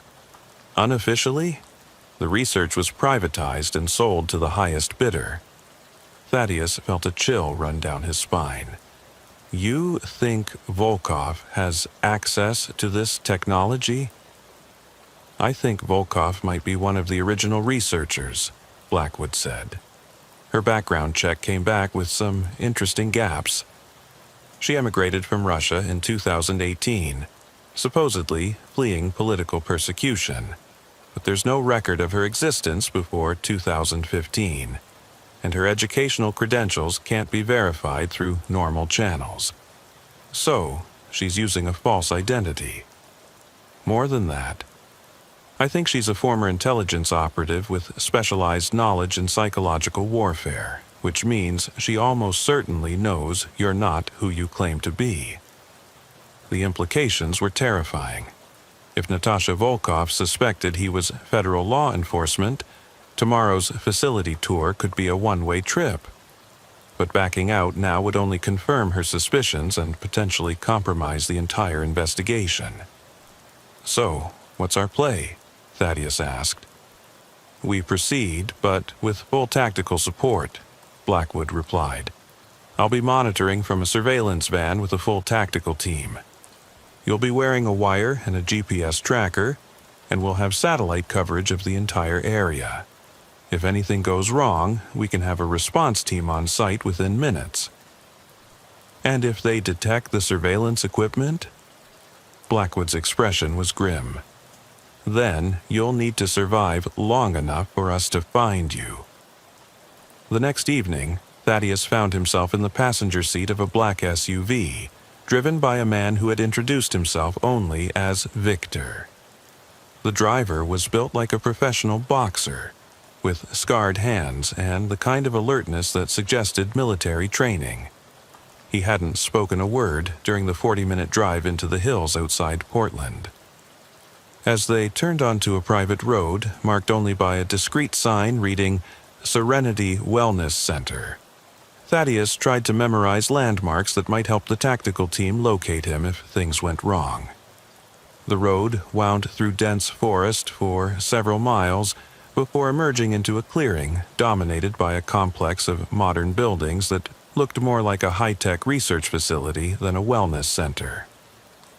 "Welcome to our Transformation Center," Natasha Volkov said as Victor led Thaddeus into the main building's lobby.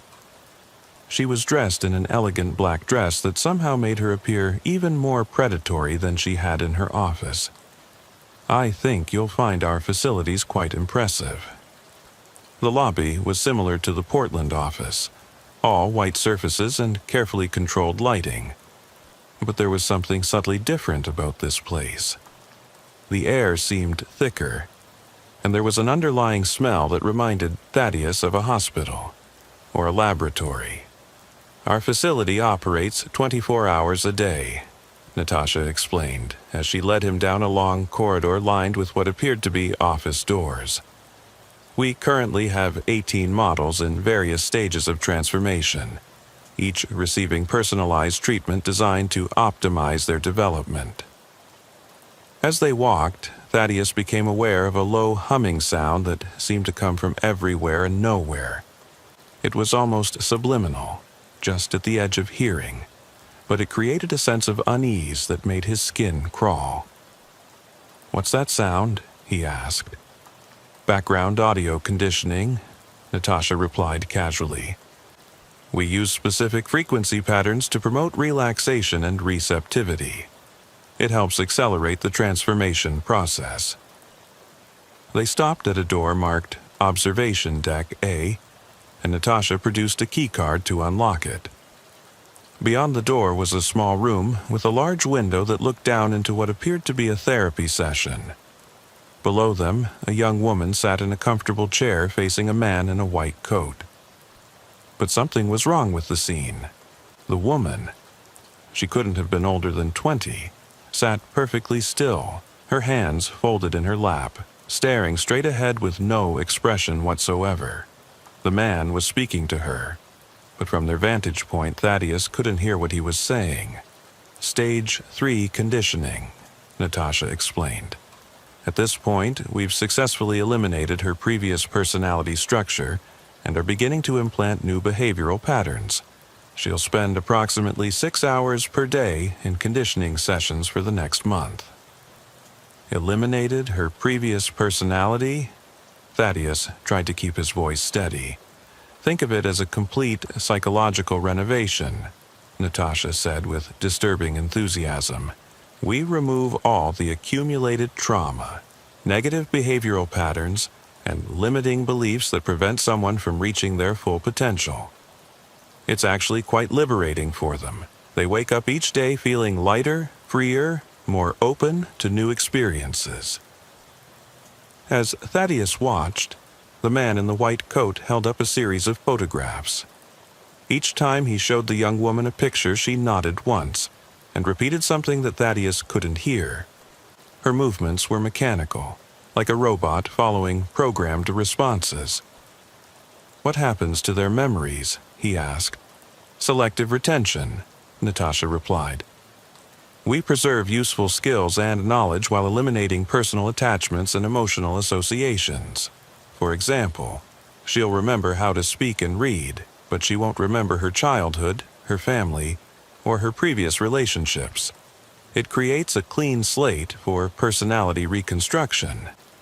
The clinical way she described the complete destruction of a human being's identity made Thaddeus feel physically sick.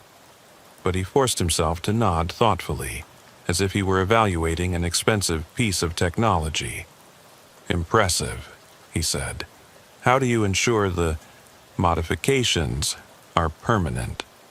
"Ongoing reinforcement," Natasha said. "Even after the primary transformation is complete, our models require regular maintenance sessions to prevent personality drift. We recommend weekly sessions for the first year, then monthly sessions thereafter."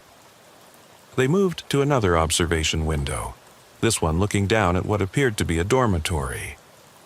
Approximately a dozen young women sat on beds arranged in perfect rows.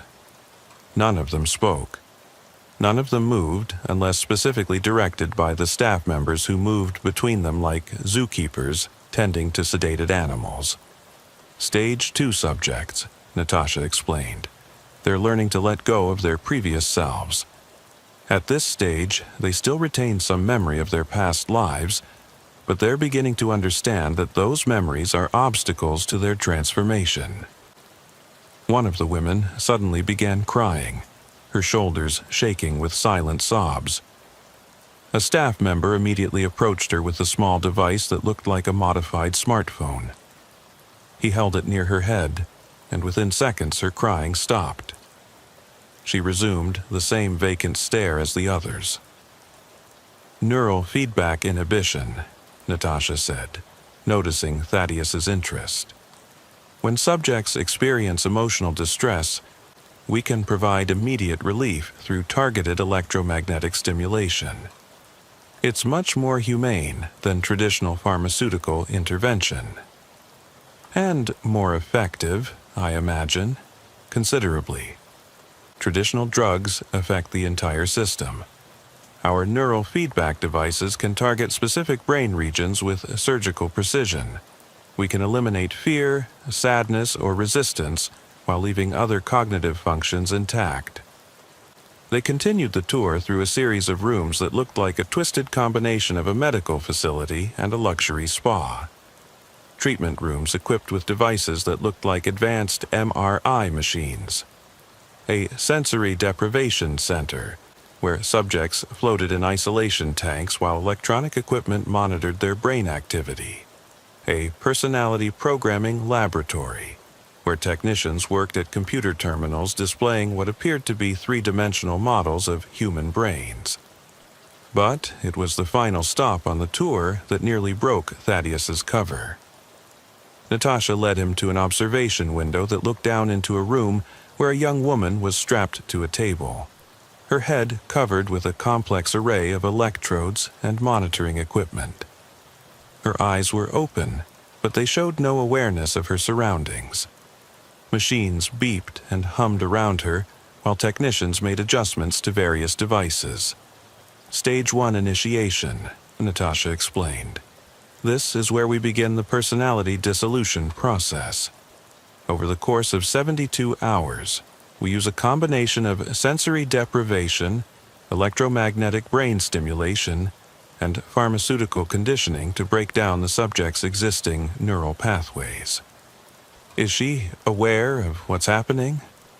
"Physically, yes, but we've essentially disconnected her conscious mind from her sensory input. She can see and hear, but she can't process the information in a meaningful way. It's like being in a waking dream state."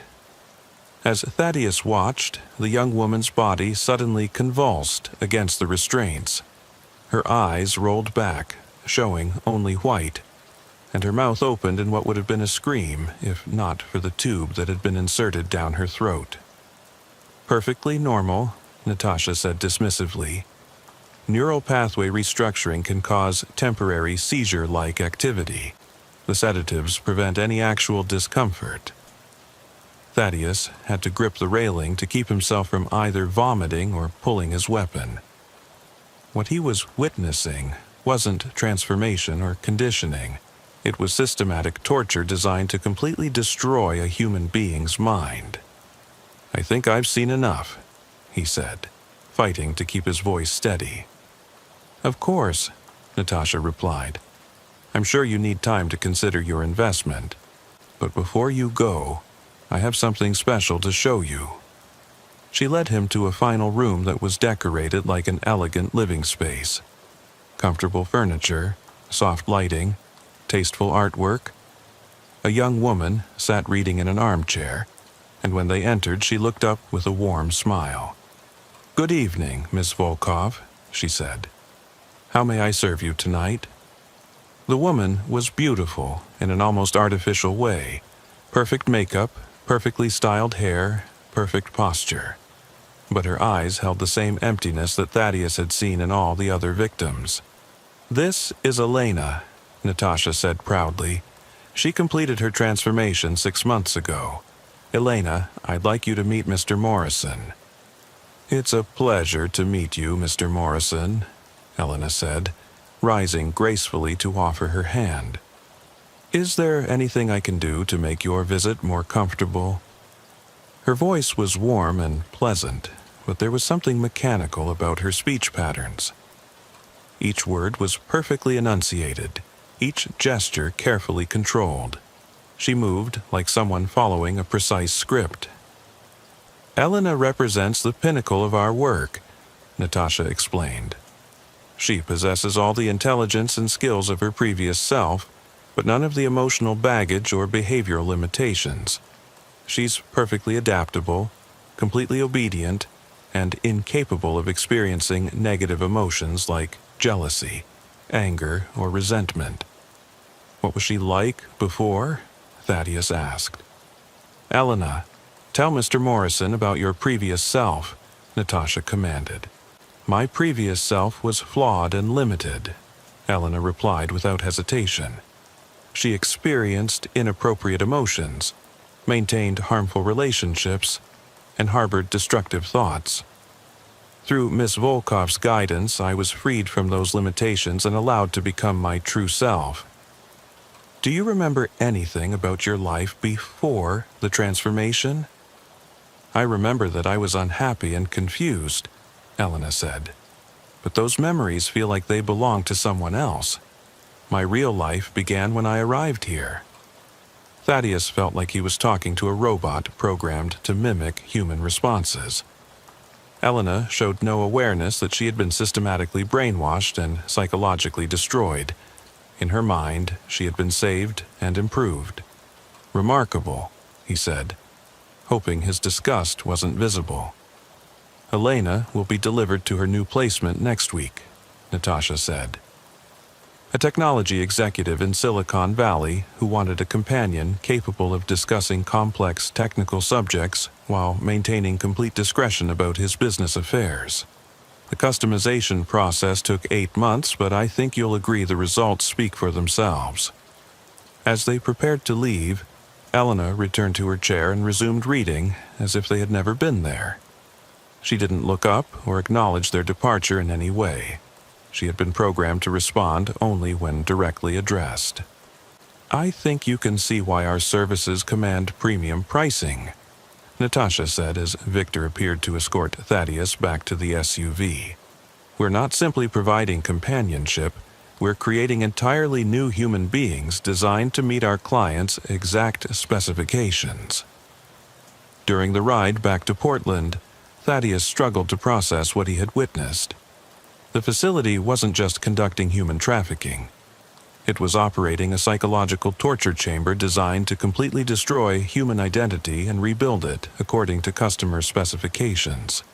The victims weren't being sold into slavery. They were being erased and replaced with programmed automatons. As Victor dropped him off at his hotel, Natasha handed him a business card. "I'll need your decision within 48 hours, she said. "If you're interested in commissioning your own transformation, we'll need to begin the preliminary work immediately. Our waiting list is quite extensive." "I'll be in touch," Thaddeus replied. But as the SUV disappeared into the night, he knew that he had less than 48 hours to coordinate a raid that would shut down the facility and save the victims. The question was whether there was enough left of those women to save. Back at the safe house, Thaddeus found Agent Blackwood pacing frantically while a team of technicians worked to enhance the audio and video feeds from his surveillance equipment. The footage from inside the facility was grainy, and the audio was corrupted by the same low-frequency humming that had made him so uncomfortable during the tour. "Tell me you got enough for a warrant," Thaddeus said as he collapsed into a chair, emotionally drained from maintaining his cover for the past 4 hours. "More than enough," Blackwood replied. "But we have a problem. I've been monitoring Adderall databases all evening, and someone with very high-level clearance has been accessing your background check information." She showed him a computer screen displaying a series of database queries. "Someone ran your social security number, your financial records, your employment history, and your travel patterns. But here's the interesting part. They also accessed classified Bureau personnel files." "They know I'm FBI? Worse than that, they know exactly who you are, your case history, and the details of this operation. Whoever Volkov is working with has access to federal intelligence databases that should be impossible to penetrate." The implications hit Thaddeus like a sledgehammer. If Natasha Volkov knew he was federal law enforcement, why had she allowed him to tour the facility? Why show him evidence of systematic torture and psychological experimentation? "She wanted me to see it," he realized. "She wanted me to know exactly what they're doing." "But why?" Blackwood asked. Before Thaddeus could answer, his phone buzzed with a text message from an unknown number. "Agent Grimm, you have 24 hours to decide whether you want to join our program voluntarily or become our next involuntary subject. Choose wisely. N.V." "Jesus Christ," Blackwood whispered. "She's been playing with us from the beginning."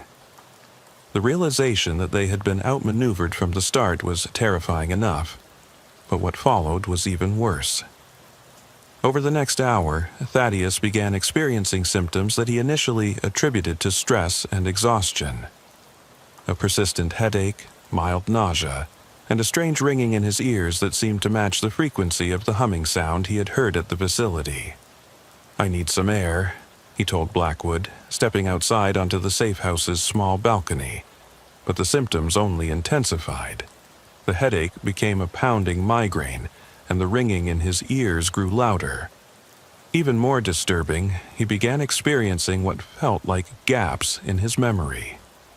He would find himself standing in the middle of the room with no recollection of how he had gotten there, or discover that several minutes had passed without his awareness. "Blackwood," he called out, but his voice sounded strange to his own ears, hollow and distant, as if he were hearing it from underwater. She appeared in the doorway, and the expression on her face confirmed his worst fears. "Thaddeus, your pupils are dilated, and you're showing signs of neurological distress. I think they dosed you with something at the facility." "When?" "I didn't eat or drink anything while I was there. It doesn't have to be ingested," she replied grimly. "Advanced pharmaceutical compounds can be absorbed through skin contact or inhalation. That humming sound you described could have been covering the deployment of an aerosol compound." As if to confirm her assessment, Thaddeus's vision suddenly blurred, and he found himself experiencing what felt like a waking hallucination. The safe house around him seemed to shift and warp, walls breathing like living tissue while shadows moved independently of their sources. "We need to get you to a hospital," Blackwood said, but her voice seemed to be coming from very far away. "No," Thaddeus managed to say through the increasing disorientation. "If they can access federal databases, they probably have people in the medical system too. We can't trust anyone."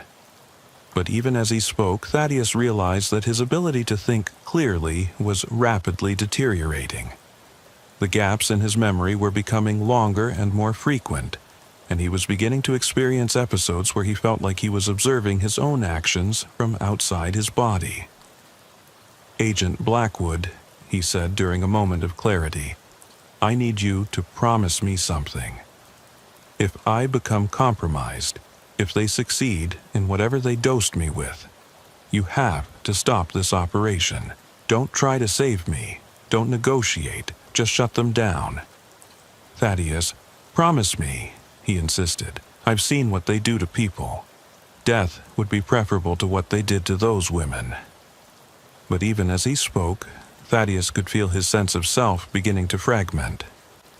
Memories of his childhood, his training at Quantico, his years with the Bureau, they all seemed to be fading, becoming distant and insubstantial like half-remembered dreams. By morning, Thaddeus Grimm was no longer entirely himself. He retained his basic cognitive functions and most of his memories, but something fundamental had changed. The constant background noise in his head had evolved into what sounded almost like whispered instructions, just below the threshold of conscious understanding.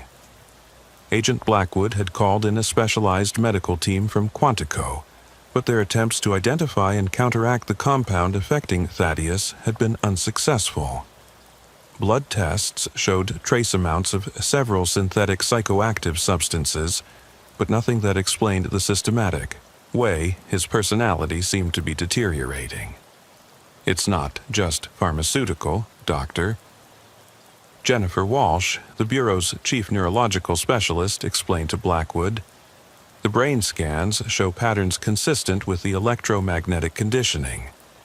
Someone has been remotely manipulating his neural activity using the same kind of technology we saw described in those DARPA files. Is it reversible? We don't know. This is beyond anything in our experience." What made the situation even more terrifying was that Thaddeus was aware of what was happening to him. He could feel his thoughts being influenced, his emotions dampened, his sense of independent will gradually eroding. But knowing what was happening didn't give him the power to stop it. "I can feel them in my head," he told Blackwood during one of his increasingly rare moments of clarity. "It's like there are voices just below the surface waiting to take control." The text messages from Natasha Volkov had continued throughout the night, each one more disturbing than the last. "Agent Grimm, you're experiencing stage 1 of our conditioning process. We can accelerate your transformation or allow it to proceed naturally. Your cooperation will determine which path we choose. Your resistance is admirable but futile. Our neural modification technology is far more advanced than anything your government possesses. You have 12 hours to report to our facility voluntarily. After that, we'll activate the secondary conditioning protocols and you'll lose the ability to choose." Each message came with precise details about Thaddeus's current condition, his vital signs, his brain activity patterns, even his location within the safe house. It was clear that they were monitoring him in real time through whatever technology they had used to compromise his nervous system. "They're treating him like a remote-controlled drone," Blackwood told the tactical team that had been assembled to raid the facility. "But we can't wait any longer.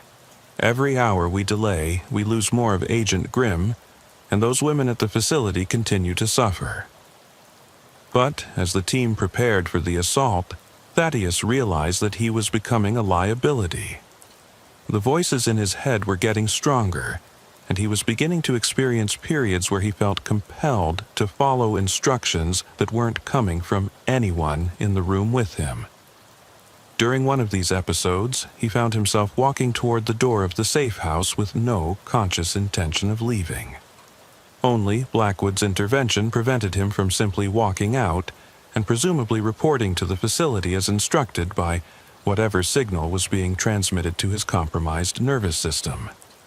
"We need to isolate him," Dr. Walsh recommended. "If they can control his actions remotely, he could compromise the entire operation." But Thaddeus, during a brief moment of mental clarity, made a decision that would haunt everyone involved. "No," he said firmly. "We use this to our advantage. They want me to come to them? Let them have me." "Absolutely not," Blackwood replied. "You're not thinking clearly." "I'm thinking more clearly than I have since this started," Thaddeus insisted. "They've shown their hand. They can monitor me, influence me, but they can't completely control me yet. That means I still have some autonomy, and that means I can get inside their facility with a legitimate reason to be there."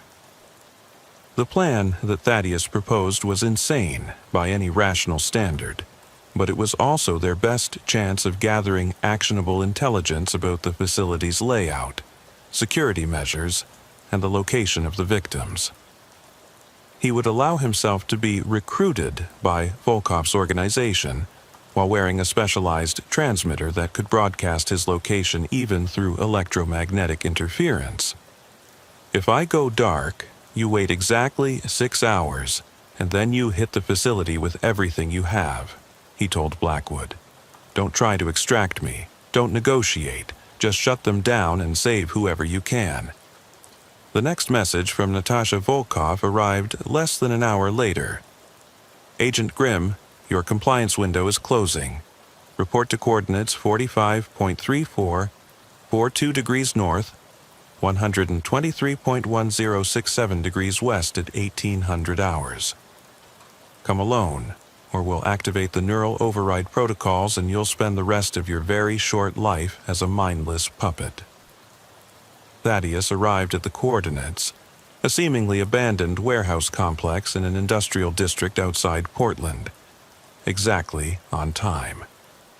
The building looked like it had been derelict for years, but as he approached the main entrance, he noticed subtle signs of recent activity: fresh tire tracks in the gravel, new security cameras hidden among the rusted industrial equipment, and the faint hum of generators powering equipment somewhere inside the structure.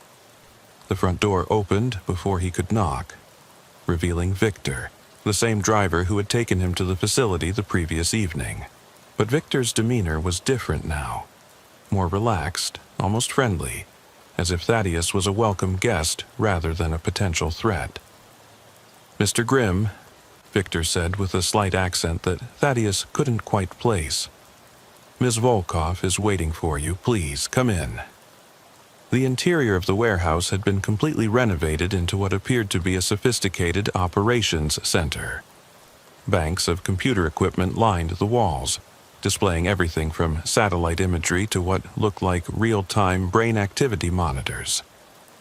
Technicians moved between workstations with the efficiency of people who had been working together for years, but it was the center of the room that drew Thaddeus's attention. A circular area had been cleared and filled with what looked like an advanced medical facility. Surgical lights, monitoring equipment, and a chair that resembled a cross between a dentist's chair and an electric chair. Cables and sensors hung from an overhead apparatus like the tentacles of some technological octopus. "Welcome to the real ethereal modeling solutions," Natasha Volkov said, as she emerged from behind a bank of monitors. She was dressed in what appeared to be medical scrubs, but her predatory smile was the same. "I trust your journey here was enlightening." Thaddeus realized that she was referring to the increasing difficulty he had experienced in thinking clearly during the drive to the warehouse. The voices in his head had grown stronger, and he had found himself following GPS directions to locations he had never consciously chosen. "What did you do to me?" he asked, though part of him no longer cared about the answer. "We gave you a preview of our services," Natasha replied. "The compound you were exposed to at our facility contains synthetic neurotropic agents that create temporary neural pathways in your brain. Think of it as a trial subscription to our consciousness modification service." She gestured to one of the monitors, which displayed what appeared to be a three-dimensional map of a human brain. Certain areas pulsed with different colors, and Thaddeus realized with growing horror that he was looking at his own neural activity in real time. "The beautiful thing about our technology," Natasha continued, "is that it doesn't just suppress existing personality traits. It allows us to implant entirely new ones. We can make you braver, more compliant, more intelligent, or more aggressive, depending on what our clients require. The women at your facility are the prototype models," Natasha finished. "Each one represents a different approach to personality reconstruction. Some were created for companionship, others for more specialized purposes. But you, Agent Grimm, represent something entirely new." She led him closer to the central chair, and Thaddeus found himself following despite every instinct screaming at him to run. The compulsion to obey was becoming stronger with each passing minute. "We've never attempted to modify a trained federal agent before," Natasha explained. "Your psychological profile presents unique challenges and opportunities. Your resistance to standard conditioning techniques is impressive, but it also makes you an ideal test subject for our most advanced modification protocols." "My team knows where I am," Thaddeus managed to say. "If I don't check in, your team is currently dealing with a series of false emergency calls that will keep them occupied for the next several hours," Natasha replied casually. "By the time they realize they've been misdirected, your transformation will be complete." As if to demonstrate her point, several technicians approached Thaddeus with restraints that looked deceptively soft and comfortable. He tried to resist, but his motor control seemed to be deteriorating.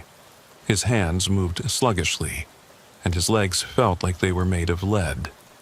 "Don't fight it," Natasha said soothingly. "The neural inhibitors we've introduced to your system are designed to minimize distress during the initial conditioning phase. You'll find it much more pleasant if you simply allow the process to unfold naturally." They secured him in the chair with straps that felt like silk, but held him with the strength of steel cables.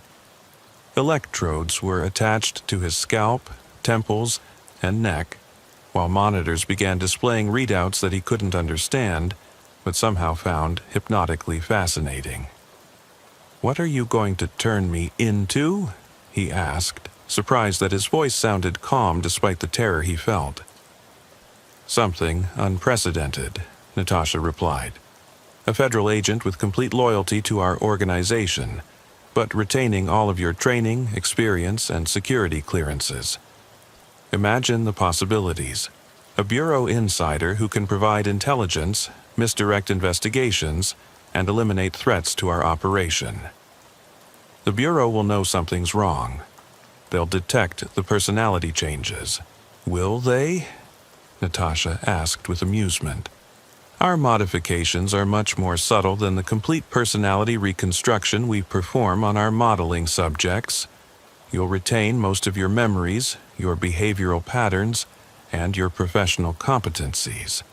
The only difference will be a small but crucial adjustment to your core loyalties and value systems." As she spoke, technicians began activating the equipment surrounding the chair.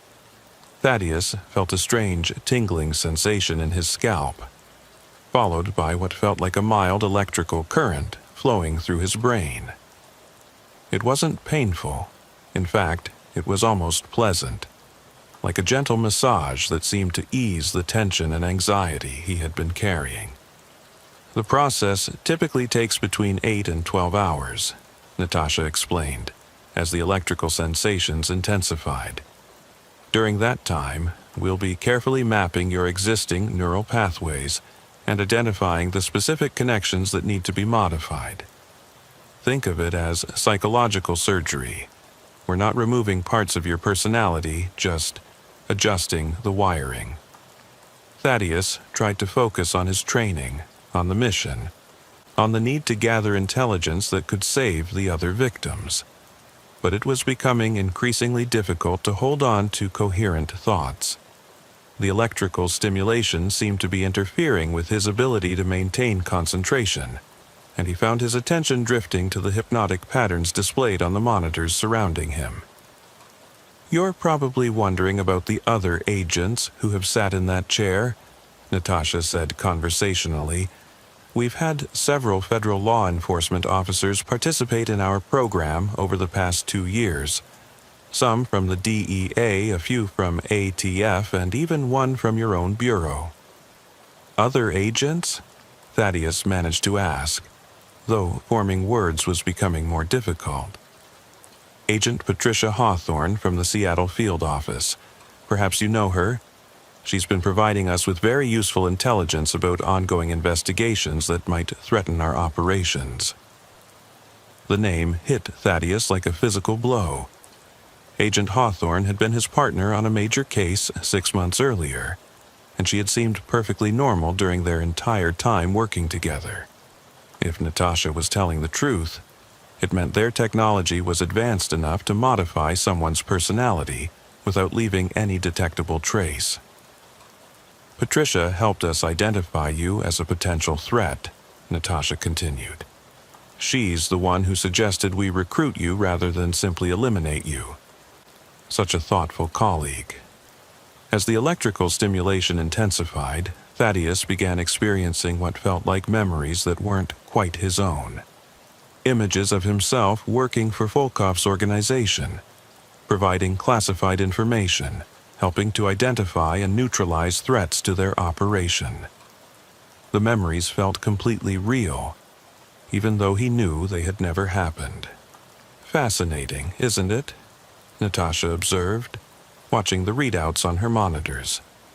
"We're essentially creating a parallel set of memories that will feel just as authentic as your real experiences. When the process is complete, you'll remember choosing to work with us, and that choice will feel completely rational and justified." "Stop," Thaddeus tried to say, but the word came out as barely a whisper. "I'm afraid that's no longer possible," Natasha replied. "We've reached the point of no return. Your brain is beginning to accept the new neural pathways we're creating, and attempting to reverse the process now would cause permanent psychological damage." As the hours passed, Thaddeus found himself drifting in and out of a strange state that wasn't quite consciousness and wasn't quite unconsciousness. During the lucid moments, he could see technicians monitoring his brain activity and making adjustments to the equipment. During the dreamlike periods, he experienced vivid hallucinations that seemed to be showing him glimpses of the true scope of Volkov's operation. He saw images of facilities like the one he had toured, but scattered across the country. Underground complexes hidden beneath legitimate businesses, private research laboratories, and even government installations. He saw politicians, business leaders, and law enforcement officials who moved with the same mechanical precision as the transformed women he had observed. "You're seeing the network." Natasha's voice seemed to come from everywhere and nowhere. "What you discovered in Portland is just one small piece of a much larger operation. We have assets embedded throughout the federal government, major corporations, and law enforcement agencies across the nation." The implications were staggering. If what he was seeing was real, it meant that a shadow organization with advanced mind control technology had been systematically infiltrating American institutions for years. The modeling agency in Portland was just the visible tip of an iceberg that extended deep into the foundations of government and society. "Why show me this?" Thaddeus asked during one of his moments of clarity. Because you need to understand the futility of resistance, Natasha replied. Your colleagues at the Bureau believe they're investigating a human trafficking ring. They have no idea that they're facing an organization with the power to modify human consciousness itself. Even if they raid our Portland facility, they'll only find an empty building and a few carefully placed decoys. As if to emphasize her point, one of the monitors displayed what appeared to be real-time surveillance footage of the FBI tactical team preparing to assault the wellness center that Thaddeus had visited the previous day. He could see Agent Blackwood coordinating with the team leaders, unaware that they were about to walk into an elaborate deception. Your team will find evidence of the psychological conditioning programs, Natasha continued. They'll rescue several of our earlier prototypes who are no longer useful to our operation. They'll believe they've accomplished their mission and shut down our facility, but the real work will continue in locations they'll never find. Through the haze of neural modification, Thaddeus began to understand the true nature of what they were facing. This wasn't a criminal organization. It was something that resembled a technological parasite, using advanced psychological conditioning to spread through human institutions like a virus through a computer network. How long has this been going on? He managed to ask. The technology was first developed in the Soviet Union during the 1970s, Natasha replied. After the collapse of the USSR, the research was continued by private organizations funded by various intelligence agencies. But we've moved far beyond government control. The network operates independently, pursuing its own agenda.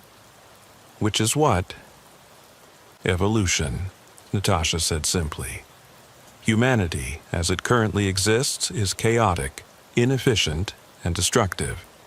We're creating a better version, one that's more rational, more cooperative, and more capable of long-term thinking.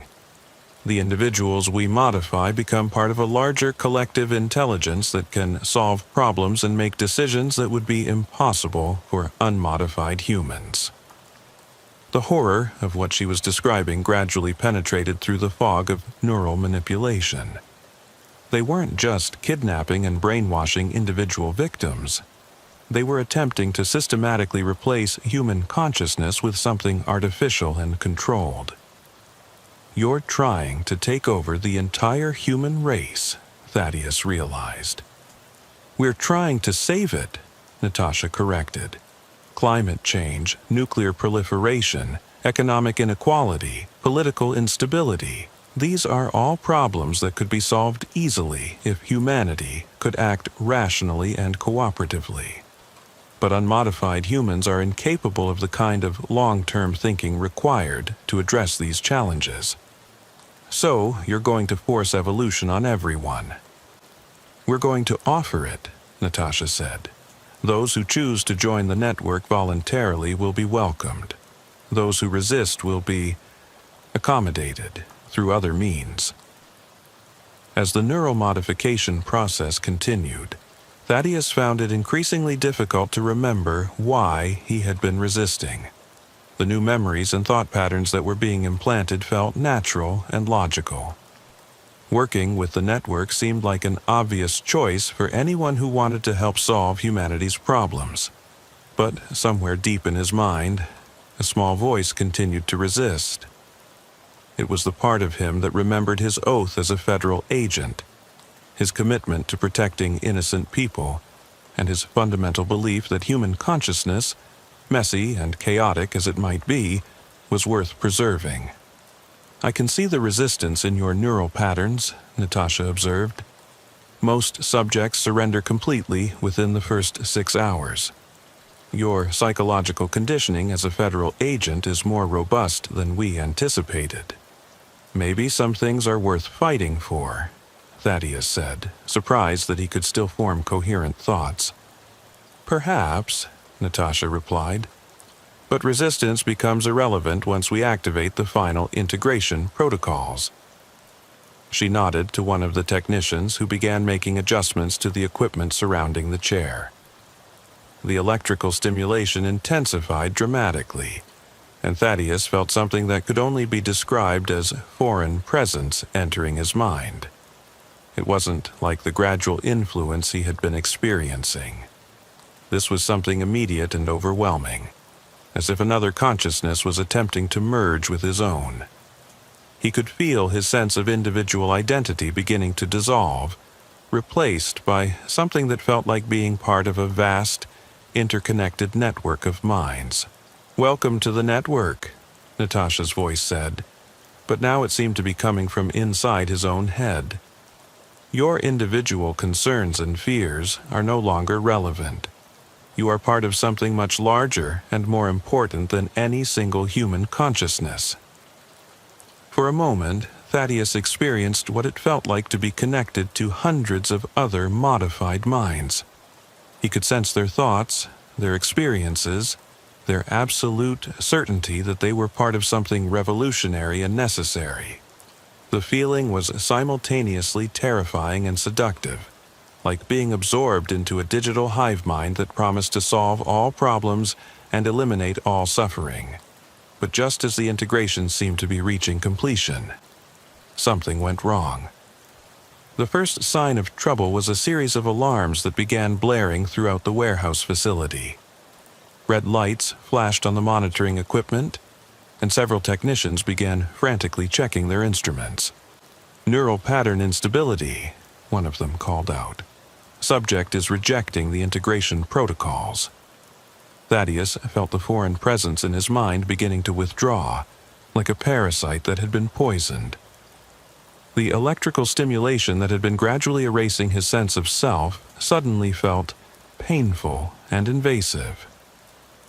"Impossible," Natasha said, moving to examine the readouts herself. No subject has ever been able to resist the final integration phase. But even as she spoke, Thaddeus could feel his original personality reasserting itself.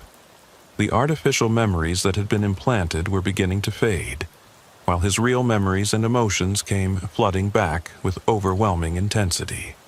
"Shut it down," Natasha ordered.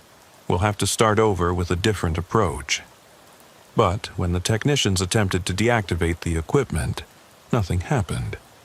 The monitors continued to display erratic readings, and the electrical stimulation seemed to be intensifying rather than decreasing. "The system isn't responding," one of the technicians reported. "Something's interfering with our control protocols." It was then that Thaddeus realized what was happening.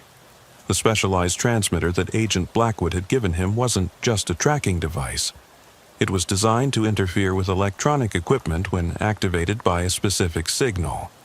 And apparently, the intense electromagnetic activity of the neural modification process had triggered its countermeasures. "You need to get him out of that chair," another technician said urgently. "The feedback loop could cause permanent brain damage." But as they moved to release the restraints, the warehouse's main lights suddenly went out, plunging the facility into darkness illuminated only by the emergency lighting and the glow of computer monitors. "We have company," Victor's voice called out from somewhere in the darkness. Through the chaos, Thaddeus could hear the sound of boots on concrete and the shouted commands of a tactical entry team. Agent Blackwood and her team had found them. "This facility is surrounded," a voice called out through a megaphone. "Federal agents, everyone on the ground now." But Natasha Volkov seemed remarkably calm for someone whose operation was being raided. "Activate the emergency protocols," she called out to her technicians. "If we can't complete his integration, we'll make sure no one can benefit from what he's learned." The meaning of her words became clear when Thaddeus noticed that the electrical stimulation hadn't stopped. If anything, it was becoming more intense. But now, instead of the controlled modification process, it felt like his brain was being attacked by random electrical surges. "They're trying to scramble my memory," he realized, shouting to be heard over the alarms and the sounds of the tactical entry. The equipment is set to cause brain damage if the process is interrupted. He could see muzzle flashes and hear gunfire echoing through the warehouse as the FBI team engaged with Volkov's security personnel. But even if they reached him in the next few minutes, it might be too late to prevent permanent neurological damage. "Hold on, Thaddeus," Agent Blackwood's voice called out from somewhere in the darkness. "We're coming." But as the electrical assault on his brain intensified, Thaddeus began to experience something that was far worse than simple memory loss. His perception of reality itself began to fragment. The warehouse around him seemed to shift and warp, with walls that breathed like living tissue and shadows that moved independently of their sources. "The equipment is overloading his sensory processing centers," he heard one of the technicians say, as if from a great distance. "He's experiencing complete perceptual breakdown." Through the chaos of his disintegrating consciousness, Thaddeus caught glimpses of the tactical team advancing through the warehouse. He saw Agent Blackwood directing the operation while medics prepared to treat him. He saw Natasha Volkov and several of her technicians being taken into custody. But he also saw things that couldn't possibly be real. Twisted corridors that led to rooms filled with hundreds of modified victims, underground facilities that stretched for miles beneath major cities, and a vast network of interconnected minds that existed somewhere between the digital and biological worlds. "Is he going to be okay?" Blackwood's voice asked as the medics worked to disconnect the neural modification equipment. "We don't know," one of the medics replied. "This kind of electromagnetic brain trauma is beyond anything we've seen before. He could recover completely, or he could be permanently damaged." As they loaded him onto a stretcher, Thaddeus tried to tell them about the network, about the scope of the organization they had discovered, about the other agents who had been compromised. But the words that came out of his mouth weren't the ones he intended to say. "The network sees everything," he heard himself repeating. "The network knows everything. The network controls everything." 6 weeks later, Thaddeus Grimm sat in a secure medical facility at Quantico, undergoing his daily psychological evaluation with Dr. Jennifer Walsh. Physically, he had recovered from the electromagnetic trauma inflicted by Volkov's equipment. Mentally, the situation was much more complicated. "How are you feeling today, Agent Grimm?" Dr. Walsh asked, her voice carefully neutral. "I'm fine," Thaddeus replied, though he wasn't entirely sure that was true. "The headaches are mostly gone, and I'm sleeping better." "That's good to hear. Have you had any more episodes of unusual perception?" Thaddeus hesitated. The honest answer was that he continued to experience periods where reality seemed to fragment around him. Sometimes he would see the world as it normally appeared, but other times he would perceive layers of electronic surveillance, hidden connections between people, and a vast network of modified minds operating just beneath the surface of normal society. "Occasional disorientation," he said finally. "Nothing I can't handle." Dr. Walsh made a note in her file. "The MRI results show that your brain activity is returning to normal parameters. There's still some unusual activity in the areas that were targeted by the electromagnetic equipment, but nothing that suggests permanent damage. When can I return to active duty? That depends on your progress over the next few weeks. The Bureau is understandably cautious about clearing agents who have been subjected to experimental mind control technology." What Dr. Walsh didn't know, what Thaddeus couldn't tell her, was that he wasn't entirely sure whether his thoughts were his own anymore. Sometimes he would find himself thinking about the network's mission in terms that seemed reasonable and logical. The idea of eliminating human chaos and inefficiency through technological enhancement occasionally seemed like an obviously good idea. Other times, he would catch himself accessing information that he shouldn't have known, or demonstrating skills that he had never learned. During one evaluation session, he had instinctively known the access codes for classified bureau databases that were far above his security clearance. "Have you given any more thought to the debriefing sessions?" Dr. Walsh asked. "Agent Blackwood is eager to compile a complete report on what you learned about the organization's structure and capabilities." "I've told you everything I can remember," Thaddeus replied, which was technically true. The problem was that he couldn't tell the difference between real memories and the artificial ones that had been implanted during his time in the neural modification chair. The raid on the Portland warehouse had been successful in the sense that they had arrested Natasha Volkov and several of her associates, shut down the immediate threat, and rescued 6 women who had been in various stages of psychological conditioning. But the larger implications of what they had discovered were still being investigated. Volkov herself had proven to be a dead end. Under interrogation, she claimed to be nothing more than a freelance researcher who had been hired to develop enhanced interrogation techniques for private security contractors. She insisted that the network Thaddeus described was a delusion caused by the experimental drugs she had used on him. The subject appears to be experiencing persistent paranoid ideation as a result of the psychoactive compounds introduced to his system, her psychological evaluation had concluded. His belief in a vast conspiracy involving mind control technology should be considered a symptom of induced psychosis rather than reliable intelligence. The 6 women they had rescued were in similar condition to Thaddeus. Physically recovered, but psychologically uncertain. Some days they seemed like normal young women who had been traumatized by a terrible experience. Other days they displayed the same mechanical behavior patterns that Thaddeus had observed during his tour of the facility. "Dr. Walsh," Thaddeus said carefully, "have you noticed anything unusual about the other rescued subjects?" "What do you mean?" "I've been watching them during group therapy sessions. Sometimes they seem to coordinate their responses, as if they're following some kind of shared script." Dr. Walsh frowned. "Agent Grimm, I need you to be very careful about attributing patterns to random events. The psychological trauma you experienced can create a tendency to see connections and conspiracies where none exist." But Thaddeus had seen more than just coordination during the therapy sessions.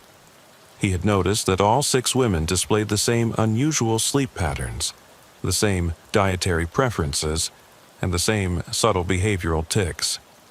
More disturbing, he had observed them having conversations that seemed to consist entirely of seemingly random phrases that somehow conveyed complex information. "I think they're still connected," he told Dr. Walsh. "Whatever technology Volkov used on them, I don't think it was completely reversed when we shut down the facility." "Agent Grimm, these kinds of paranoid thoughts are exactly what we'd expect to see in someone who's been subjected to psychological conditioning. The best thing you can do is focus on your recovery and avoid trying to find patterns that may not exist."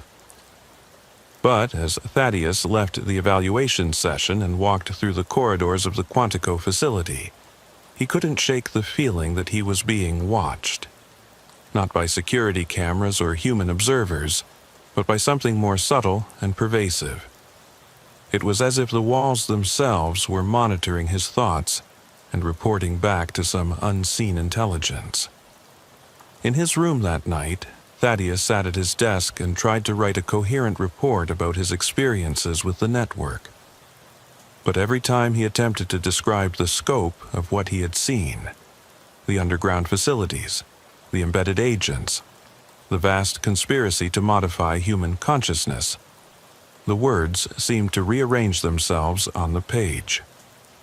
Instead of warnings about a technological threat to human autonomy, he found himself writing recommendations for further research into consciousness enhancement technology. Instead of descriptions of systematic brainwashing, he wrote clinical assessments of successful personality optimization procedures. What the hell is happening to me? He whispered to the empty room. But even as he asked the question, part of his mind was already providing the answer. The network's integration hadn't failed completely. It had simply been interrupted before completion, leaving him stranded between his original personality and the modified consciousness they had been trying to create. He was neither fully human nor fully integrated into their collective intelligence. He existed in a liminal space where he could sometimes perceive the true scope of their operation, but lacked the ability to effectively communicate what he had learned to people who weren't similarly modified. As he prepared for bed, Thaddeus caught sight of himself in the mirror and stopped cold.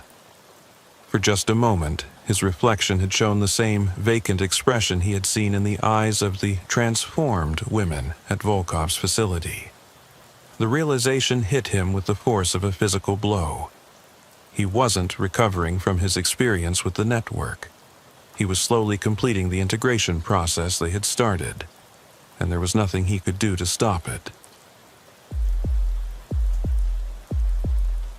Special Agent Prudence Blackwood had spent 8 years investigating extremist groups and cult activities, but nothing had prepared her for the isolated compound in rural Montana where 37 people had lived under the influence of a charismatic leader named Solomon Thorne.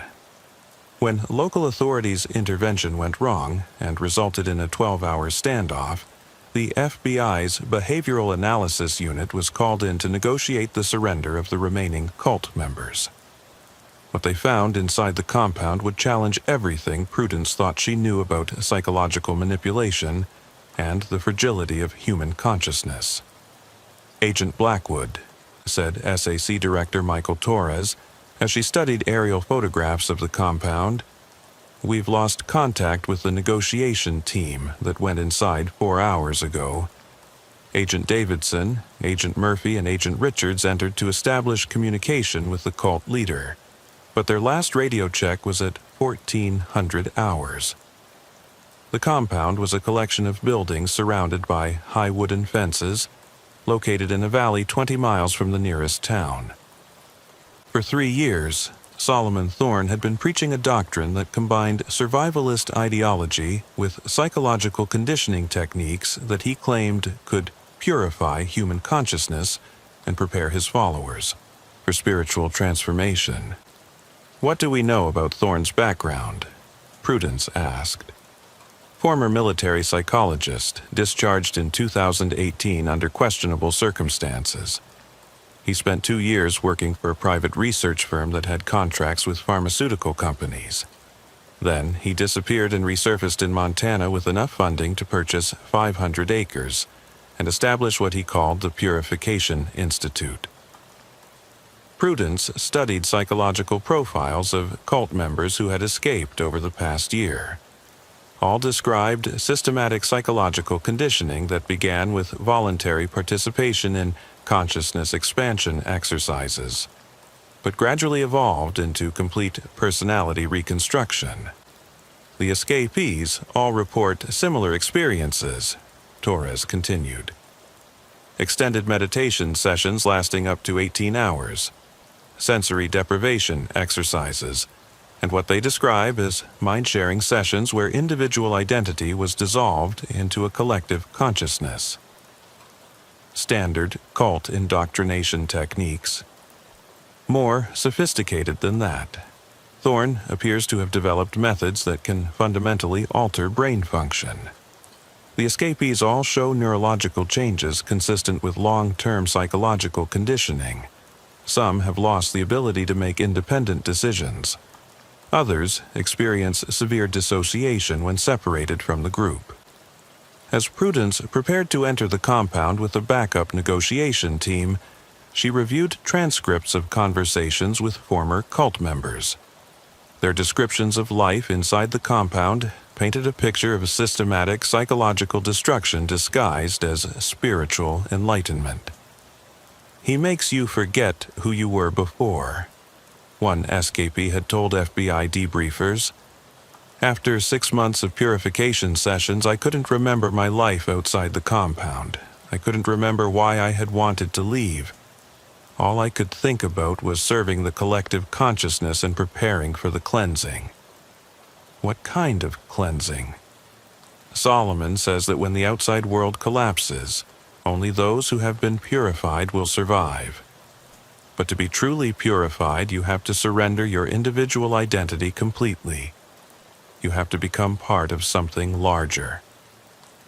The backup negotiation team consisted of Prudence and Agent Marcus Stone, both of whom had extensive training in cult psychology and hostage negotiation. But as they approached the compound's main gate, Prudence noticed something that made her immediately uncomfortable. The silence was complete. No sounds of daily activity, no voices, no movement visible through the windows of the buildings. For a compound that supposedly housed over 30 people, it felt unnaturally quiet. Agent Stone, are you picking up any radio communications from inside? Nothing? Either their equipment is down or our missing agents are no longer in a position to communicate. The main gate stood open, which was unusual for a group that had been engaged in an armed standoff with law enforcement just hours earlier. As they entered the compound, Prudence noticed that the buildings were arranged in a circular pattern around a central structure that appeared to be some kind of meeting hall or temple. Agent Blackwood, Stone called out, "Look at this." He was standing next to a building that appeared to be living quarters. Through the window, they could see rows of narrow beds arranged dormitory style. But what caught Prudence's attention was the complete absence of personal belongings. No clothes, no books, no photographs, nothing that would indicate individual identity or personal history. "They've been systematically stripped of personal identity," Prudence observed. Thorn has convinced them to surrender everything that connected them to their previous lives. As they moved toward the central building, they began hearing a low humming sound that seemed to come from everywhere and nowhere at once. It was barely audible, just at the edge of perception, but it created a sense of unease that made Prudence's skin crawl. "Do you hear that humming?" she asked Stone. "Yeah, sounds like some kind of audio equipment, maybe part of their meditation practices." But Prudence recognized the frequency from her training in psychological conditioning techniques. It was designed to induce a trance-like state that made people more susceptible to suggestion and less capable of critical thinking. "Agent Stone, we need to be very careful about how long we're exposed to that sound. It's a conditioning frequency designed to alter brain function." As they approached the central building, the humming grew louder and was joined by what sounded like synchronized chanting. Dozens of voices repeating the same phrases over and over in perfect unison. "We are one consciousness. We are one purpose. We surrender individual identity for collective enlightenment. We prepare for transformation through purification." The chanting was hypnotic and disturbing, creating a rhythm that seemed to synchronize with Prudence's heartbeat. She found herself having to concentrate to maintain her sense of individual identity and professional purpose. "Agent Blackwood," Stone said, his voice sounding distant and strange, "don't you think there's something beautiful about what they've achieved here? Complete unity of purpose, no conflict, no individual suffering." Prudence looked at her partner and realized with horror that the psychological conditioning frequency was already affecting him. After less than 20 minutes of exposure, he was beginning to internalize the cult's ideology. "Agent Stone, we need to complete our mission and get out of here immediately. The audio conditioning is compromising your judgment." But even as she spoke, Prudence could feel her own resistance weakening.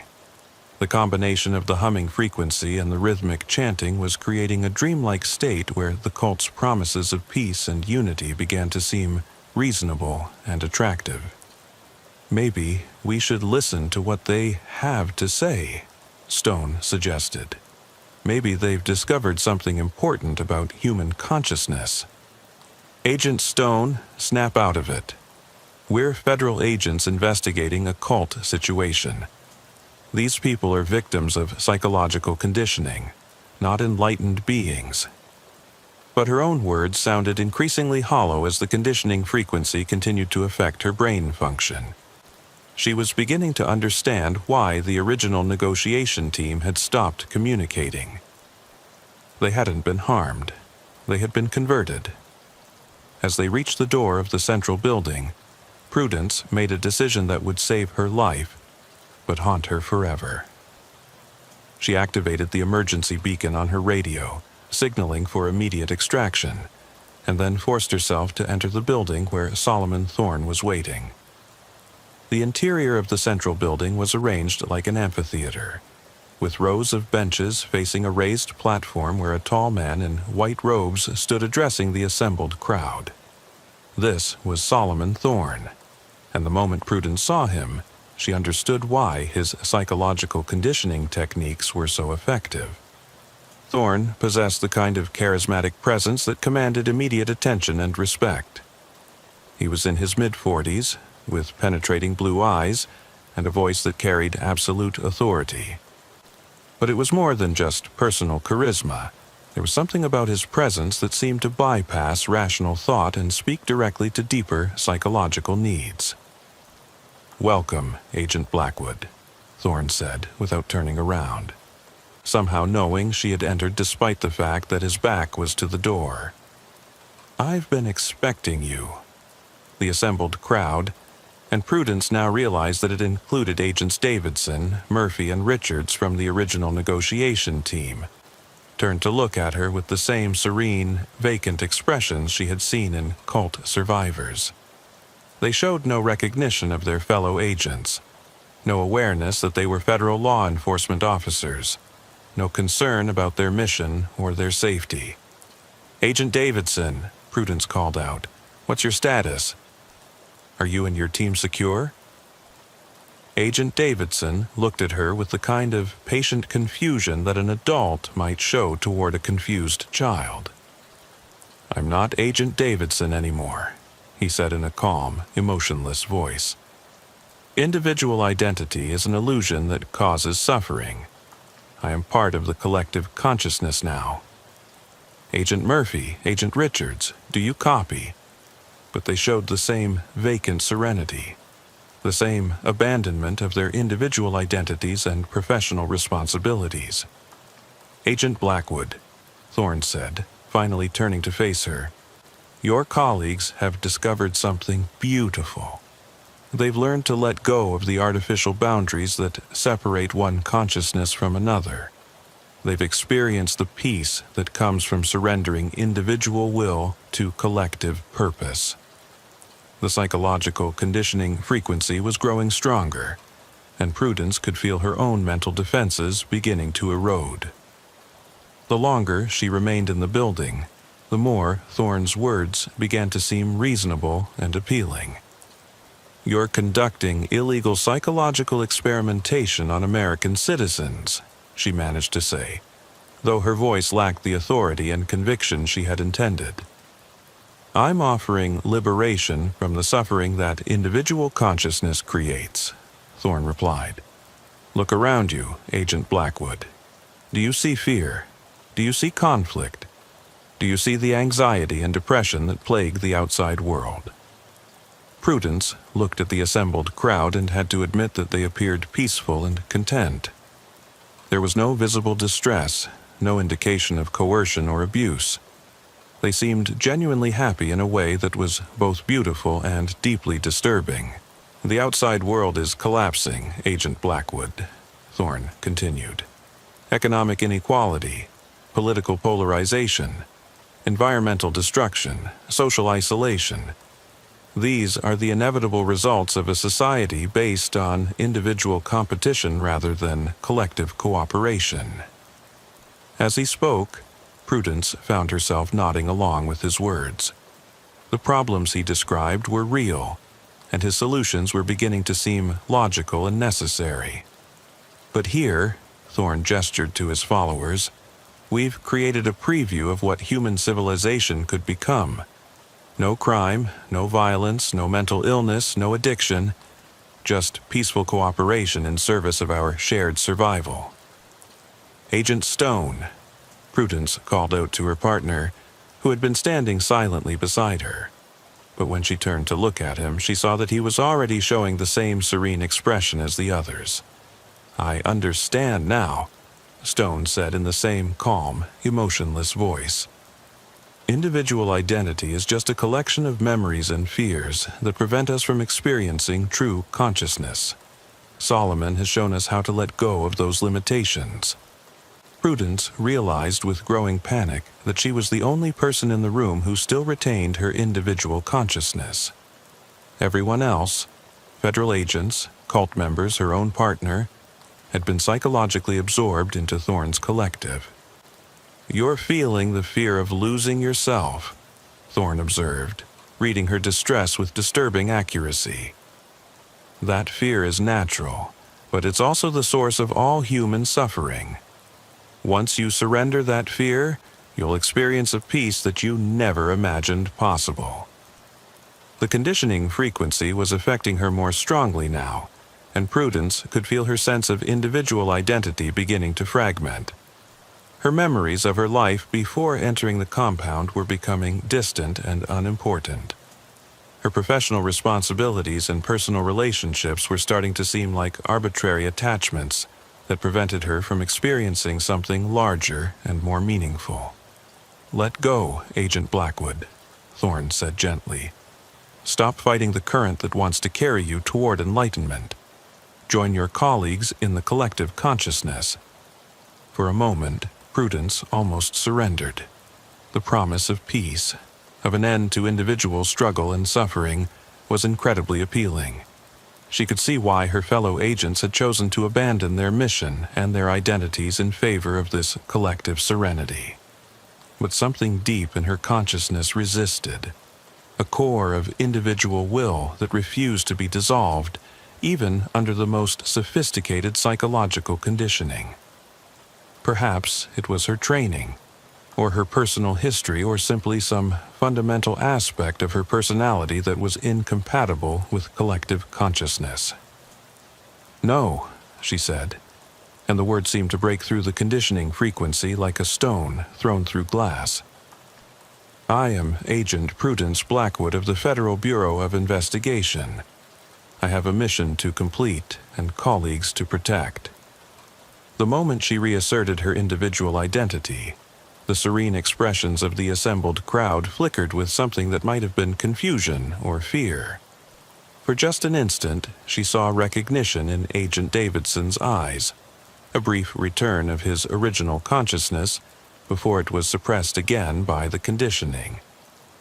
"Interesting," Thorne said, studying her with the fascination of a scientist observing an unexpected experimental result. "You have unusual resistance to consciousness integration that makes you either very dangerous or very valuable. What's the difference? Dangerous individuals must be eliminated to protect the collective. Valuable individuals can serve as bridges between the old world and the new consciousness." Prudence realized that she was facing a choice that would determine not just her own fate, but potentially the fate of everyone in the compound. She could continue to resist and likely be killed, or she could pretend to surrender while looking for an opportunity to disrupt Thorne's operation. But as she considered her options, she became aware of a sound in the distance. Helicopters approaching the compound. Her emergency beacon had been received, and the extraction team was en route. "It sounds like your colleagues from the outside world have come to rescue you," Thorne observed calmly. "But they don't understand that rescue isn't necessary. We're not holding anyone against their will." As if responding to a silent signal, all of the people in the room, including the 3 FBI agents, stood up and began moving toward the exits in perfect coordination.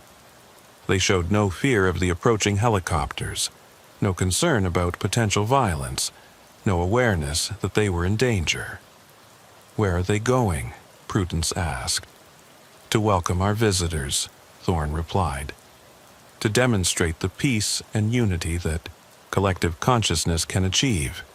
Perhaps some of them will choose to join us. Prudence realized with horror that Thorne was planning to use his psychologically conditioned followers as human shields, counting on federal agents' reluctance to fire on American civilians, even civilians who had been brainwashed into compliance. Solomon, you can't use these people as weapons.